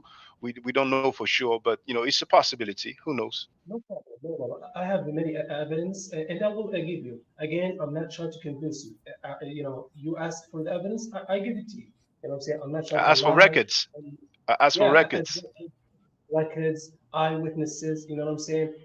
I'm not trying to lie and convince you. You know what I'm saying? This is all the thing that I have for you. You know what I'm saying? If I have more, I will give you, no problem. We can, make it to the next discussion. And of course, I'm very free. And also, I will subscribe But hold on, Mutaz. Do you agree that you did not provide a single record that mentions, you did not name nor showed one single record that mentions Moses during his lifetime, or one single record that mentions Jesus during his lifetime? Do you acknowledge that? Do you agree with my statement that you did not name nor shown a single one for Moses or Jesus? Well, as far as I know, that the only record that we have on the evidence that I showed you, and also what's the record? What's the record? The record that he actually existed? No, a record that mentions Jesus' name during his lifetime, or a record that mentioned Moses' name during his lifetime. Did you name or show a single one? Well, did you name or show a single one? Do you keep records of your, I'm saying, your ancestors? No. People keep records, and this place where the records are kept is called museums.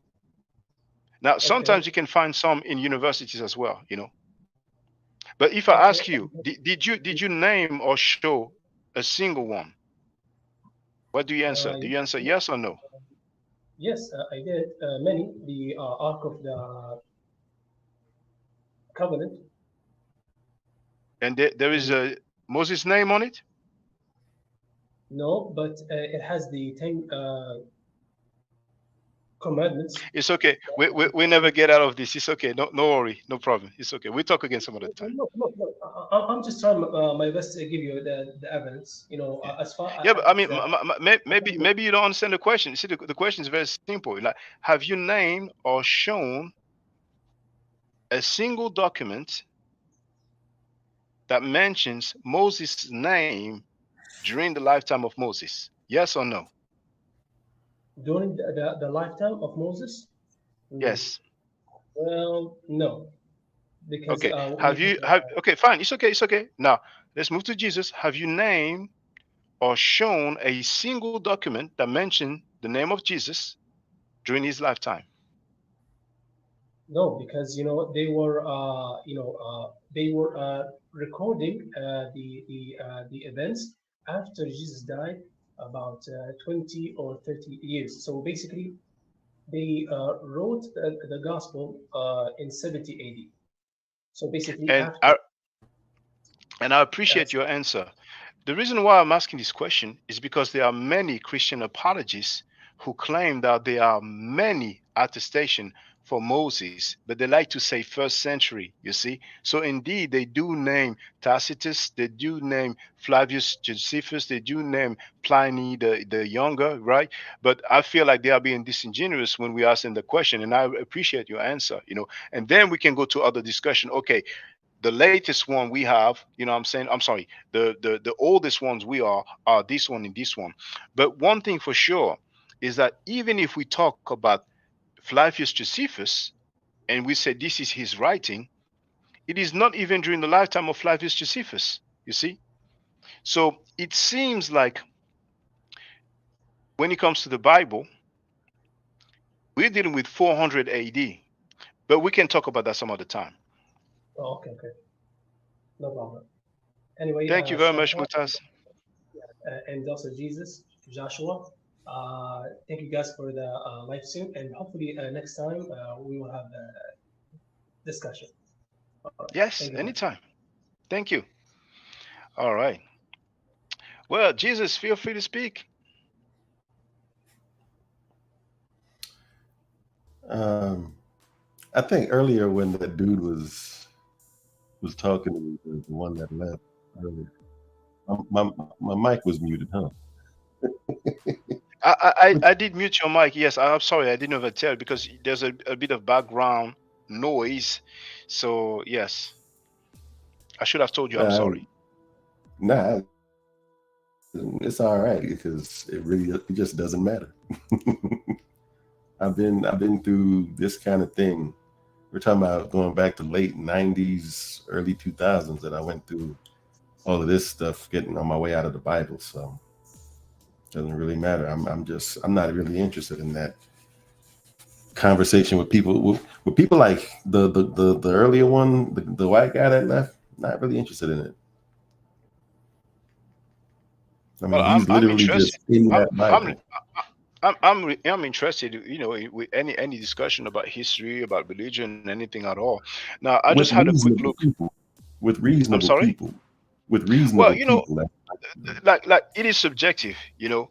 Like for example, that guy here. Was it here Jesus sent me?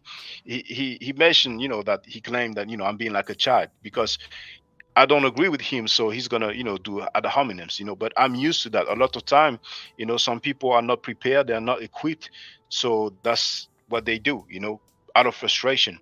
But for the record, I just had a quick look, and in their chat, somebody wrote that I probably believe that Cleopatra was black. No, I don't believe that Cleopatra was black, and I never made that claim, you know. However, it is my stance that the ancient Egyptians were black, and I've already shown some artifacts like Amenhotep III, which is Akhenaten's father, which is Tutankhamun's grandfather, you know, and I've shown many others ancient Egyptians, you know. So if any of you would like to have any discussion about that, we can, you know. But you Christian guys, you don't need to be disrespectful, you know. Scholarship is not. Yeah, go ahead. Feel free, Jesus. No, they do need to be disrespectful. That's why they're, you know, in their history, how they spread this religion to so many people is through violence. They do need to be disrespectful because they don't have anything to prove what they're talking about. Well, before they use violence to spread, you know, religion, but today they don't really do that. Now, for example, you see, apparently the stream is still going because these comments here are from their stream. Now, here he wrote the Nubians only Egypt for a very short period until they was overthrown again 50 years, I think. Now, he meant rule. Okay, I understood because, you know, now, so I'm just going to show you, and you see, you're going to learn something. We can all learn every day, right? So Christianity is a religion of peace. Shaka then dropped out of his own stream.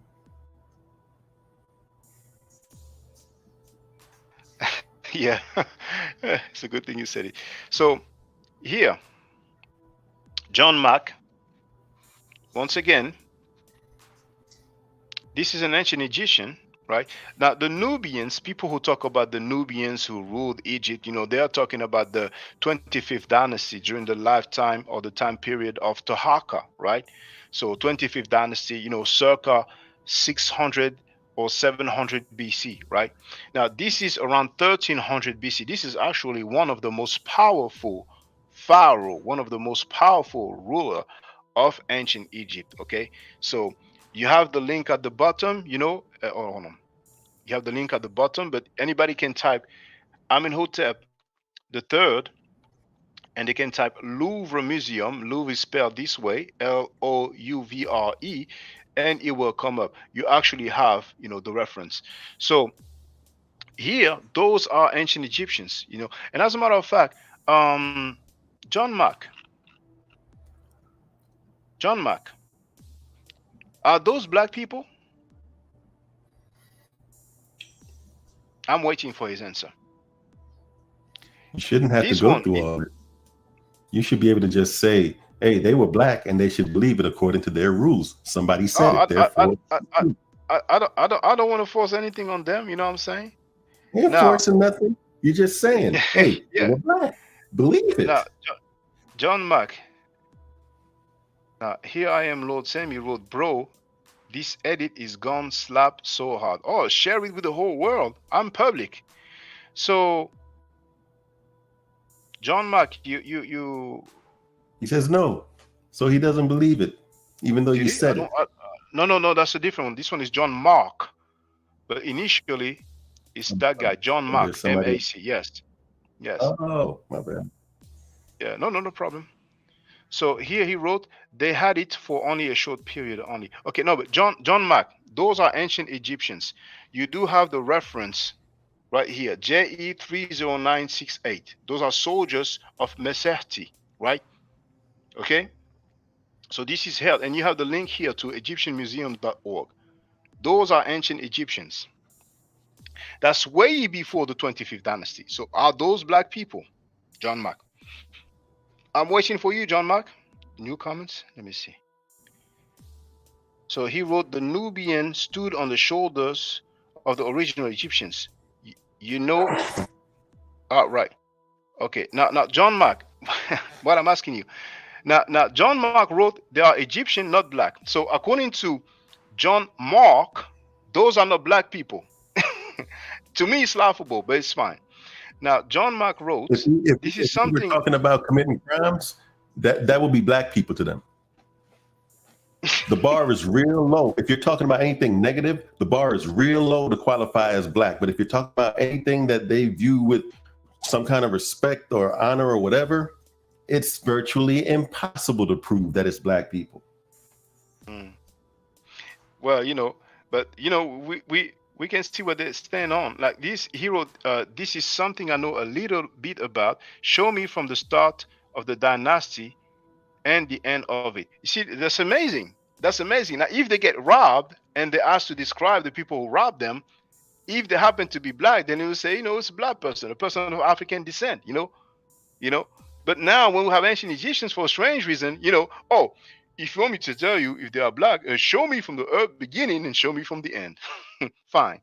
Now, this guy here, Hashkat, wrote, honestly, this is the bad example. Colors to paint with were extremely rare and hard to source. Not only that, but this will be painted on dark wood. Okay, all right.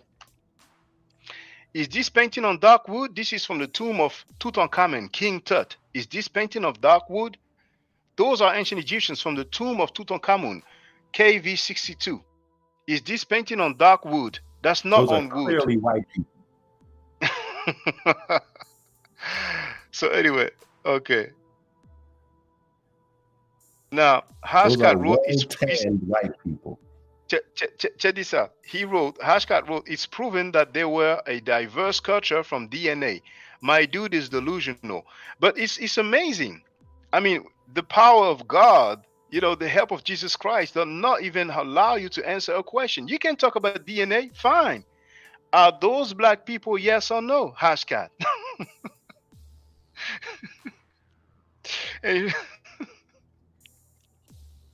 Oh my goodness. Now, see, this one here, he wrote that they are half caste. Now, that's a typical British way of saying mixed race or biracial, right? So we are progressing now. They're no longer saying that the ancient Egyptians, were, just non-black. Now they're saying they were biracial or mixed race or half caste, So we're moving forward now. Why do they say that I'm muted? Let me check the sound. Because they're just trolling you. Go ahead, keep talking. Yeah, if I go on their stream, they can hear you. Yeah, hold on, I'm gonna check.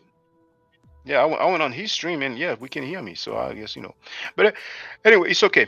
I'm just gonna show some other ones. So you have that one. This one is Museo Egizio. Some people talked about the Shroud of Turin, and so this is in Turin or Torino in Italy, right? You have the reference, the inventory number. You have the link at the bottom. You know what I'm saying? So those are in British Museum. Okay, so it's from the tomb of Nebamun. Okay, 1350 BC. 1300 years BC. That's 3,000 years ago. Okay, so you can tell me if they are not black. If you think that they are not black, fine, no problem. You know what I'm saying? Same thing here. You have the reference. Now this guy here, is he a black person here? This is also a painting from the tomb chapel of Nebamun, right? And it is not painting on dark wood, as you can see. As a matter of fact, you can see that we see the white coloring around the eye, right? Okay, so feel free. There's a PhD who ran from me, a PhD in Egyptology. Okay, I've documented that. You can see his name. He has a doctorate degree in Egyptology. There's a guy called Metatron on YouTube who ran from me as well, right? And there's other people, they are French speakers, so you will not know them, right? The question is simple. Is that a black man? Yes or no? This is an ancient Egyptian. Now, he still wrote half caste. So that guy right here, according to Hey You Jimmy, is biracial. Fine, okay. No problem. Everybody's entitled to their opinion, okay? But you do have the museum number here. You do have the date. That's 1300 BC. That's 3,000 years ago, okay? And you have the link here. This is the British Museum, okay? You can go on the website and you will see that. You have some more here, okay? Now those, some of you may say is half caste as well, biracial, But this guy wrote, ancient Egyptians were closely related to the peoples of the East, particularly from the Levant. Well, you know what? There's a Hebrew Israelite called Judah Nasrallah who said that black Americans come from the Middle East. So it looks like you are in agreement with him. John Mark wrote, there's an artifact show in the Nubians and the original Egyptians, and the contrast is clear to see. So if you think that being black is being jet black, then, by all means, feel free. You know what I'm saying? Now, that's such a ridiculous. This is from the tomb of. But we're communicating. You know what I'm saying? It's a new day. You know what I'm saying? Nubians are originally Egyptian. Check this out, Jesus. He wrote, "Bro is completely disregarding facts. Those are not only facts, those are artifacts." Those are artifacts. Now, you will please read. There are many comments. I cannot read all the comments, but you can get on the panel if you want to. Now, if any of you want to speak about the color of the ancient Egyptians, here's a link to get on the panel. If you have courage, if you're not hiding, if Yahweh, Adonai, Elohim, and Jesus Christ help you and support you, then click the link. But you have to use a webcam and we can talk. You have the right to disagree with me. He will show me the original dates from the Nubian dynasty. It was a very short period. I'm not talking about the Nubian dynasty. I'm talking about ancient Egyptians. You have the date on the screen, 1350 BC. Okay? John Mark wrote when Kemet first became Kemet, Nubia was a part of it. They're original Egyptians. Jesus, check this out. John Mark wrote, man showing pictures of non-black people trying to say that they are black. So those are non-black people according to John Mark. Okay, so still from the tomb of Nebamun, you have the reference, you have the link at the bottom, British Museum, London, England, for those who don't know. Okay, so those are non-black people. Hey, look, John Mark wrote that I have no clue what I'm talking about, but you are in the chat. You are in an anonymous and unidentified person. You're not in the real world. Go ahead, Jesus, feel free. Remember, these people say that people like me and you are sub-Saharan African, meaning that there's no people like us that live in the Sahara or above it. Even though you got a bunch of countries right there in the Sahara, even with names, like they try to contest Kemet all the time, that doesn't mean, black land as in black people. It's talking about the soil. But you got Sudan, that's there in that desert in the Sahara, and it also means the land of black people. You got what is it? Niger. Like 65% of Niger is in the Sahara Desert, and again, that Niger is nigger, black. But they're saying those aren't really black people, though. And you find, like, you go and look up all the countries that you see in this. Look on a map and look at the countries that are there. Mali, full of people that look like us, but they're saying no, that's not really black people. You go down further, beneath the Sahara. Go down to the Kalahari Desert. That's down in southern Africa now, and then they have people there that they call Capoid. They say they're not black. Those would be the Khoisan people. And then when they go over into Asia, and you find the little black people in Southeast Asia and in the islands down there and whatnot, they say those aren't really black people either. So they play all kind of games with this type of stuff, man. They are playing games. I agree with you. Sister Andrea, how are you? Maybe she has some connection issue. Well, let me just tell everybody that's just watching that you have the link to get on the panel, right? And here, this is Neba Moon with his wife behind him, and their daughter is sitting beneath them, right? So look at their daughter. She's not black. His wife is not black, right? But there's some more. This is still from the British Museum. You do have the link at the bottom. You have the artifact number. This is the Book of the Dead. This is a misnomer, It's Peret Emheru, Book of Coming Forth by Day, This is Nacht, and most likely his wife behind. Those are not black people, right? Now, those are not black people. Now, you see this book here, ladies and gentlemen? I have it in my hand. The Tomb of Nacht, right? And you have the name of the author. Hey, Andrea isn't black because she's pretty much the same complexion as the girls. She's not black. Andrea, feel free if you want to speak, because I sure think you will be frozen. Jesus. Yeah. I'm here. Can you hear me? Yeah, we hear you. How are you doing, sister? Can you hear me? Yeah, we hear you. We hear you. Yes. I'm doing well, thank you. And yes, I am. I look just like them. I just wanted to say just real quick, they wonder why people are running away from these religious beliefs is because of the behavior of, Lord, here I am, send me. Send you to do what? To be condescending and disrespectful to people? Yeah, that's probably your nature to do that. And you wonder why people are running away. You should be ashamed of yourself trying to come on somebody else's platform and try to convince people that what you believe is to be true. And just because you weren't able to prove your point, you started acting like a fool. You should be ashamed of yourself. And it doesn't matter whether somebody was church hurt or not. Whatever reason they had to get the hell up out, more power to them. Because if it's to stay with what you believe and how you were behaving today, I don't want a part of it. So you can take your religious beliefs and you know what you can do where the sun doesn't shine. That's how I feel about what you just did today on this platform. So that's my 2 cents for what it's worth. Thank you, Andrea. JT, how are you? Now, this guy Hi, here bro. wrote, they don't look Yoruba. So now, if you look Yoruba, you are black. If you don't look Yoruba, you're not black. Go ahead, JTB. Yeah, I'm sorry because where I could have spotted him from a mile away. Unfortunately, Shaq, I know we're doing the debates and that, but at the moment we have a rise of the white supremacists, and they're following this ideology of using the Bible, okay?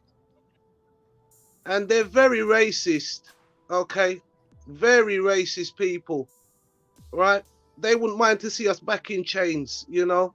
Well, And some of them, you know, Mutazi was very respectful. yeah, don't be fooled. Don't be I'm not fooled. No, I'm sorry. He was respectful. No, you know, yeah, I'm sorry, Shaka. I'm telling you. I don't know your point of view. We can disagree. It's fine. We have the right to disagree. Well, we are going to disagree because I'm telling you that them people don't like us. No matter if they come and smile up in your face, or they're trying to be polite. We should not generalize. We should not generalize, brother. Like Mutaz came. Hold on, Shaka. Hold on. So yes. What about the Arab slave trade? He's not responsible for the Arab slave trade. You know? I never said he was. He's not. Okay. I never said he was. So what do you ask me about that? I never said he was. Sorry? What do you ask me about the Arab slave trade? Is it because it's Arabic? There is something called the Arab slave trade, right? Yes, I'm aware of that. Yes. Okay. All right then. Yeah, the sub-Saharan slave trade. Yes, the Arab or Muslim slave trade. I'm aware of that. Indeed. It's a reality. Now here. Okay, so look, so that guy there, right? You're gonna give him a pass, right, Shaka? He's on a platform with with racist white men. Don't be fooled, Shaka. Them guys they smile in your face, but I know what they're all about. I'm not saying everyone is. You know, I'm not saying everyone is. All these people in the chat that's being so disrespectful come from over where them guys come from. Yes, indeed. Those you see what I mean? Names, so if he's amongst these people, you understand? He's not turning around and saying, "Oh, you shouldn't have said that," right? Yeah, he's being nice to you now. He did not agree when he's a sympathizer. He's a Nazi sympathizer. No. I disagree. I wouldn't call him a Nazi sympathizer. But let me just say this here.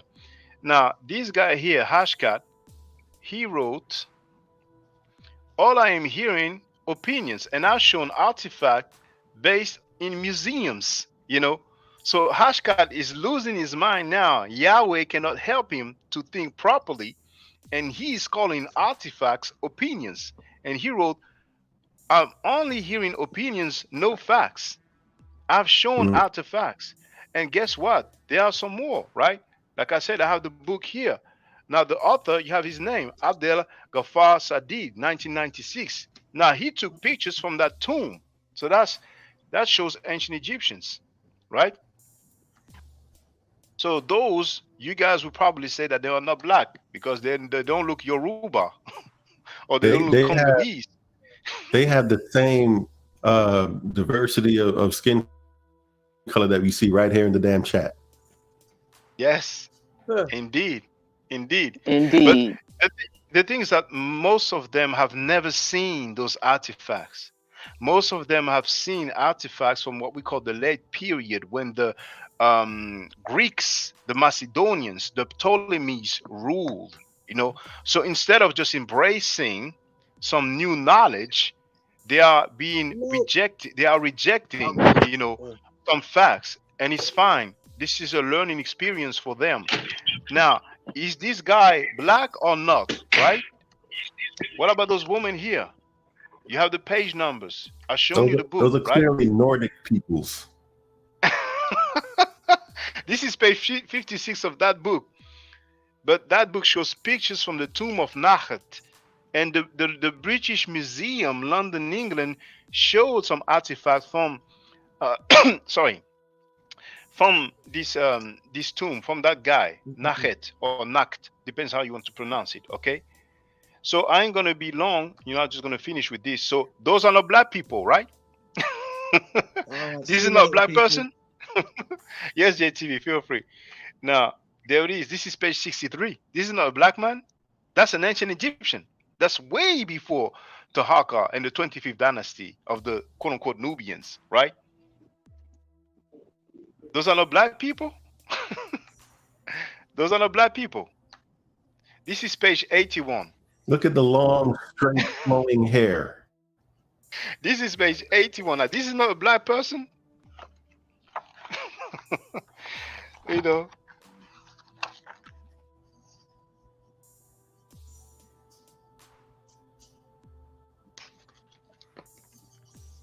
You see that? I have the book in my hand. I finished anyway. I finished sharing. Everybody feel free. I mean, I'm only hearing opinions and no facts, but y'all are promoting a book where a donkey started talking to a dude named Balaam because he didn't like how much Balaam was hitting him. A book that was promoting that a snake started talking to a woman in a garden. Check But you this want to out, talk Jesus. about facts? Check this out. The aunt knows best always wrote evidence from what? Evidence from the tomb of Naked, from a tomb, right? From Egypt. Oh my goodness.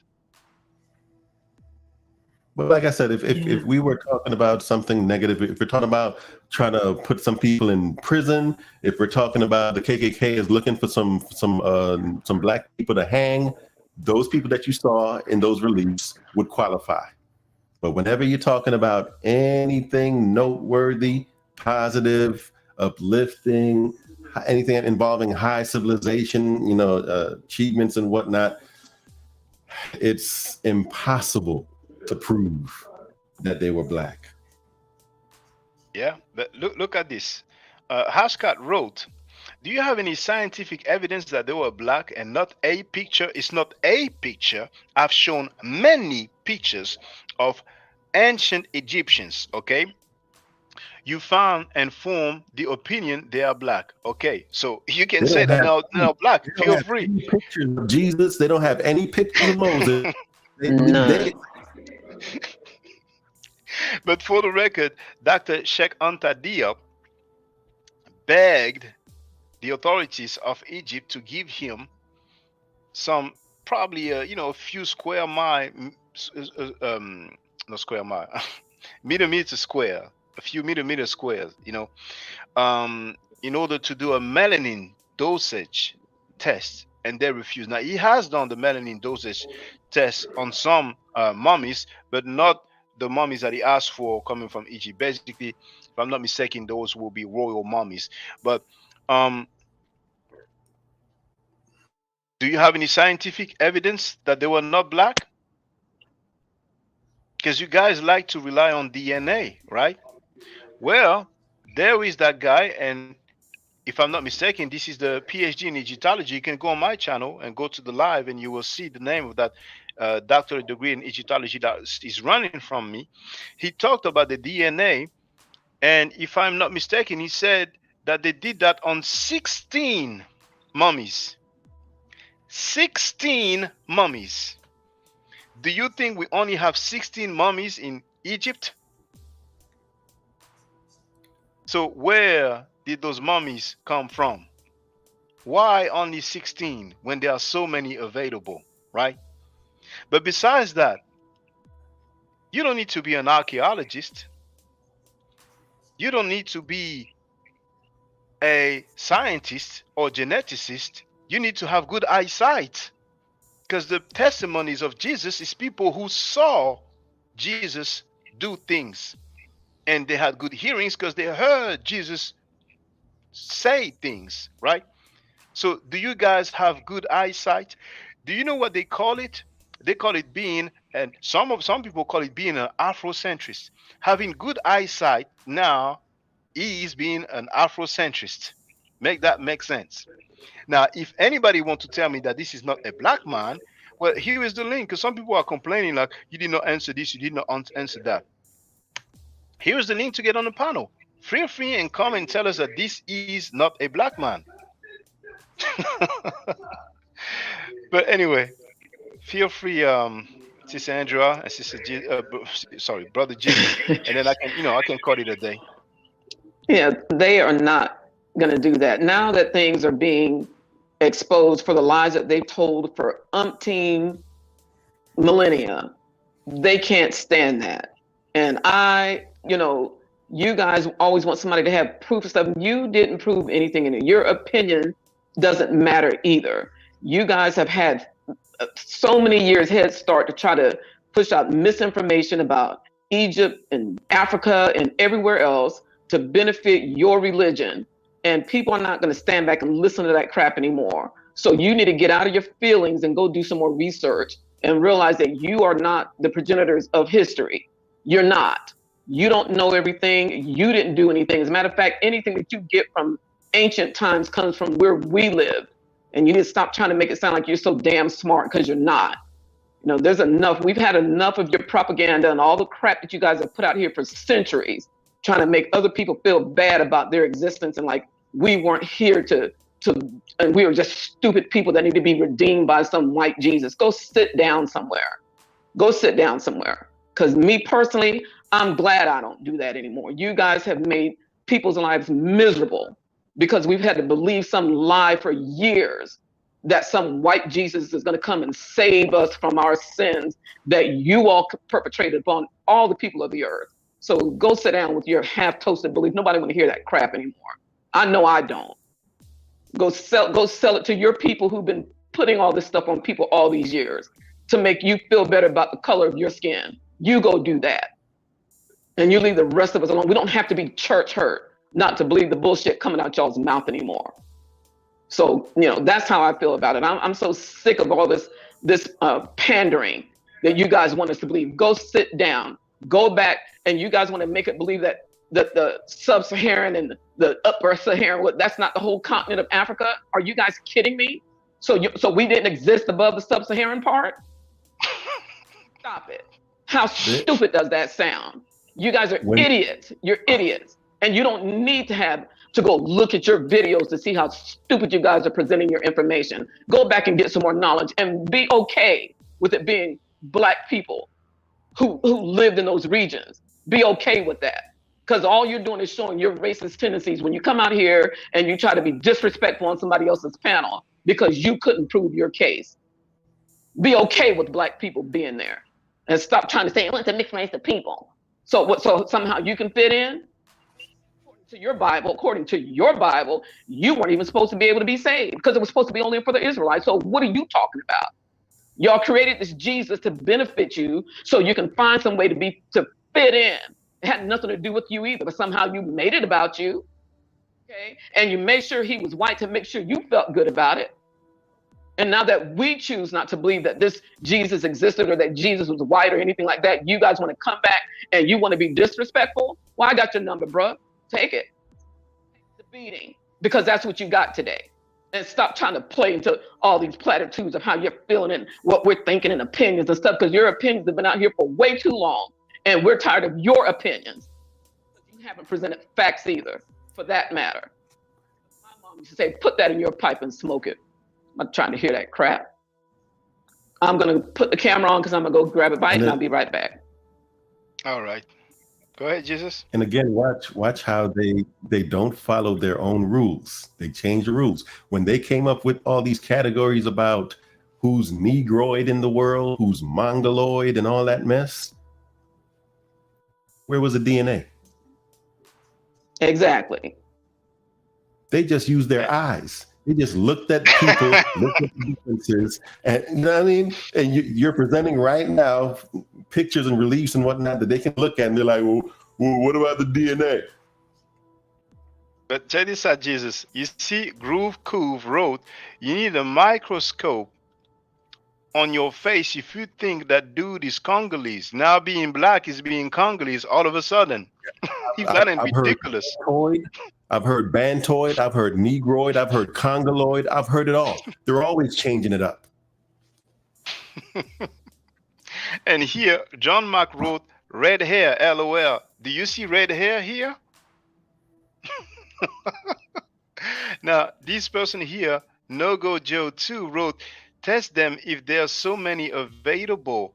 Dr. Sheikh Antadia begged, right? General History of Africa, right? I dealt with that, right? And I'm going to share a link so you're going to learn a thing or two. He begged the Egyptians to do the test, right? but they did not give it to him.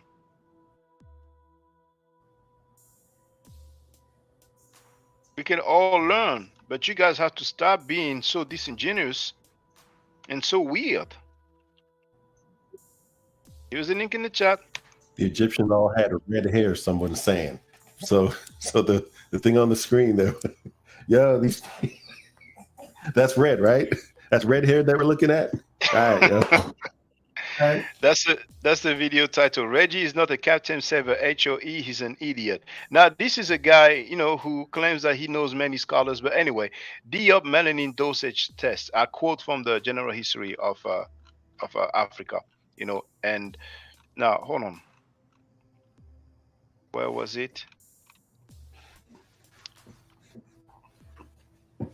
Now, Ashkat wrote, you don't need to be an archaeologist, but you want a PhD for Sodom and Gomorrah. So and he wrote hypocrite. So Hashkat, that's why they are anonymous and unidentified, because they know that if they are not anonymous and unidentified, the whole world will laugh at them. Those guys are saying that Sodom and Gomorrah have been located, right? Those guys claim that we have the Ark of Covenant. That's what those guys claim, right?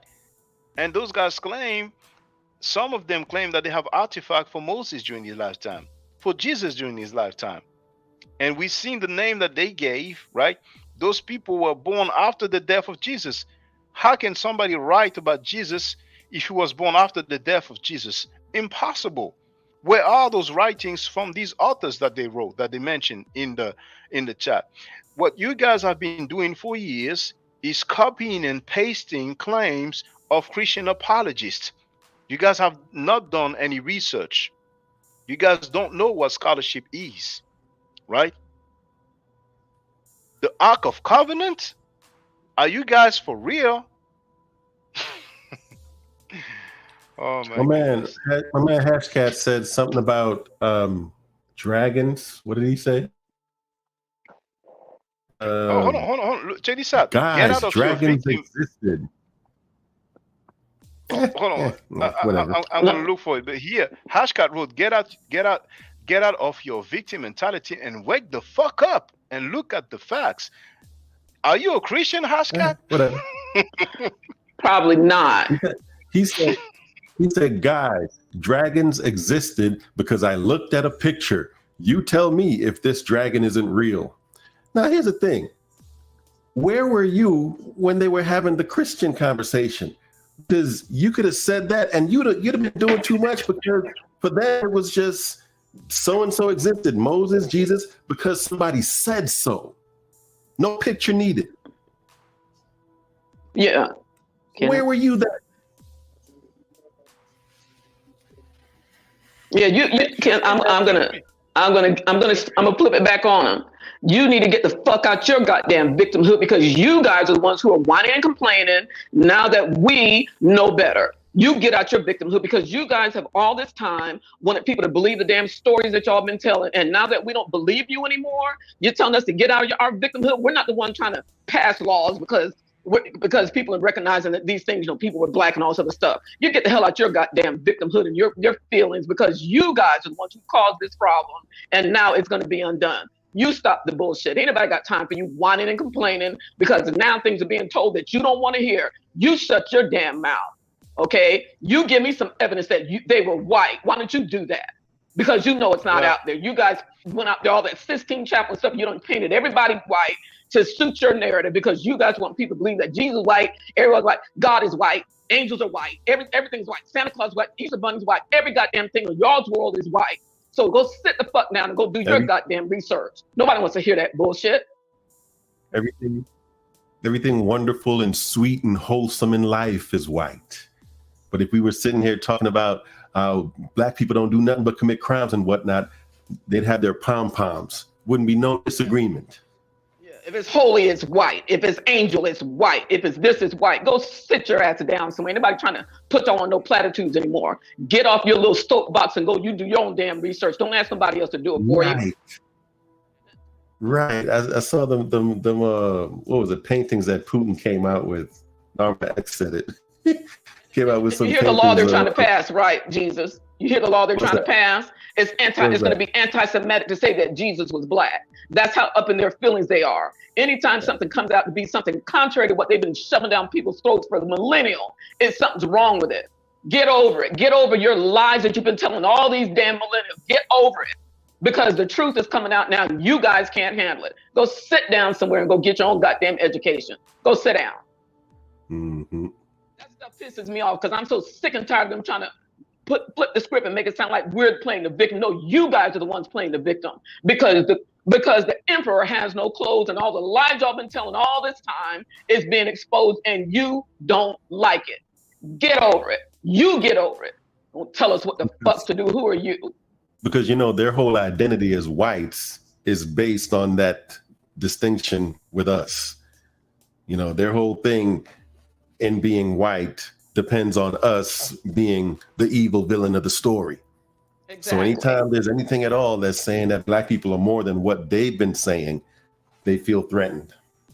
Exactly, because we were not the white man's burden. We weren't bothering y'all. Y'all thought we needed y'all. You all came over there and did that shit to people. Everywhere you went, you wreaked havoc around the world, trying to spread your poisonous brand of so-called religion. Everywhere you went. And you want to tell us to grow the fuck up. Who are y'all? They go sit down somewhere. Got the wrong one today, bro, because I'm tired of hearing it myself. Where you at, Hashcat? Get your ass back up here and talk that shit. Sister, they are cowards. Come on the camera and do that. You do it in the chat. Bring your ass up and camera up. Be a man or a woman, whoever it is. They are cowards. They are cowards. Yahweh does not help them to have courage. Jesus Christ. And Jesus didn't rise up today either. Jesus didn't rise up today either, God damn it. Y'all got him rising every other goddamn week. Every year it's a different day. What day did he get up out the damn ground? Y'all so full of shit, you can't even keep that straight. Yeah, sit down somewhere. Nothing on that. They math said ain't nothing. Come on now. Let me wrap this up. You know what I'm saying? Yeah. They are still streaming, so it's gonna end here. Thank you, Sister Andrea. Thank you, Brother Jesus. Thank you to everybody who came on the panel. Thank you to everybody who participated in the chat. I live stream on a very regular basis. You can also subscribe to my second channel. Sometimes I live stream only on my second channel. Hold on, where is the link? There it is. Okay, you can subscribe to this channel. I live stream on a regular basis. If you don't mind using a webcam, you can get on the panel. We can discuss, we can talk. Now, you Christians know that you may as well look for artifact, for record that mentions Jesus during his lifetime, for Moses during his lifetime. But I can tell you, you can save time. It does not exist. All right. So what we can talk about is what are the oldest artifacts from the lifetime of Jesus? What are the oldest artifacts for the lifetime of Moses? When did Moses live? Right? What date? Okay, we can talk about this. My stance is that the Exodus story is not historical, it is fictional. Okay, maybe you guys have records about that because you talk about the Ark of Covenant, you talk about many things. Well, what about the trace? What about the evidence that some Hebrews were enslaved in ancient Egypt and that they left ancient Egypt, that they walk in the middle of the water that was parted away by Moses, and then Pharaoh and his army died? Maybe you have records of that. In the meantime, stay safe, stay healthy. If I'm allowed to, by the nature, I will definitely holler back at you. I don't argue, I state facts. If you're not part of the solution, you're part of the problem. If you do not think right, you will not act right. Do I do one, Nicheru? Hotep. Now, for the record, for those who don't know, I'm giving middle nature classes, and here, that's the flyer. Okay, so those who are interested, feel free to holler at me. If you're not interested, it's cool, but I recommend that everybody who has not yet seen the video Kemet and Ma'at before Judaism, Christianity, and Islam, then watch it. It has about 300,000 views and really deserves to have a lot more. I just want to let everyone know who's listening in now and who's going to listen to this this stream in the future. I just had my first Meta Nature class by Brother Shaka today, and I've had other Meta Nature lessons by other teachers, and I can tell you right now, the brother is the best in the game. He is that was one of the best classes I've ever had, ever. So if you're interested in learning the Meta Nature, if you're interested in getting the basics of it, Brother Shaka is an awesome teacher. Get with him, and it's extremely affordable. This brother is giving us his time and his skills, and he's basically giving it away. I mean, I just consider it a donation. You know what I'm saying? So if anybody is interested in learning the Meta Nature, get with this brother right here. He's an awesome, awesome, awesome teacher. And I'll end with that. Hotep Senu, Hena Senut. This is Julie, also known as Servant of Yah, and I'm currently taking the Medu Neture classes with Brother Shaka, and it has been an amazing experience. Only 2 lessons so far, and I feel like I've been taking the classes for months, just with the how in depth he goes into the vocabulary words, the construction of the language, the grammar. It's been immeasurable, the experience. And one thing that comes across, hands down, is his extreme passion for teaching this to anyone who is willing to learn and has an interest in learning. So I highly suggest, if you are interested, even a minimal interest, that you subscribe to the classes with Brother Shaka. It's such a nominal amount for how much you get. I know, like, our last class was over 2.5 hours. It felt like 2 minutes, but because that's how, involved you are in what he's teaching and how he teaches and how compassionate he is about what he teaches.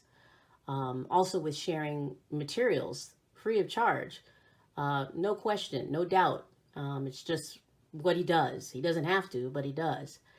And so I just wanted to give a short testimonial about the class and the effectiveness of the class. And all of that is attested to how studied Brother Shaka is. So I highly recommend anyone with a minimal interest that you do sign up for the Medu Neture class. Hotep. Don't forget to subscribe to my channel, which is Ma'at Forever. Don't forget to watch the video entitled Kemet and Ma'at. Don't forget to share Kemet and Ma'at on my channel on Twitter, Facebook, Instagram, WhatsApp, or other social media that you use. Email, text messages, you name it. Those who wish to donate can do so on paypal.me/Ma'at Forever.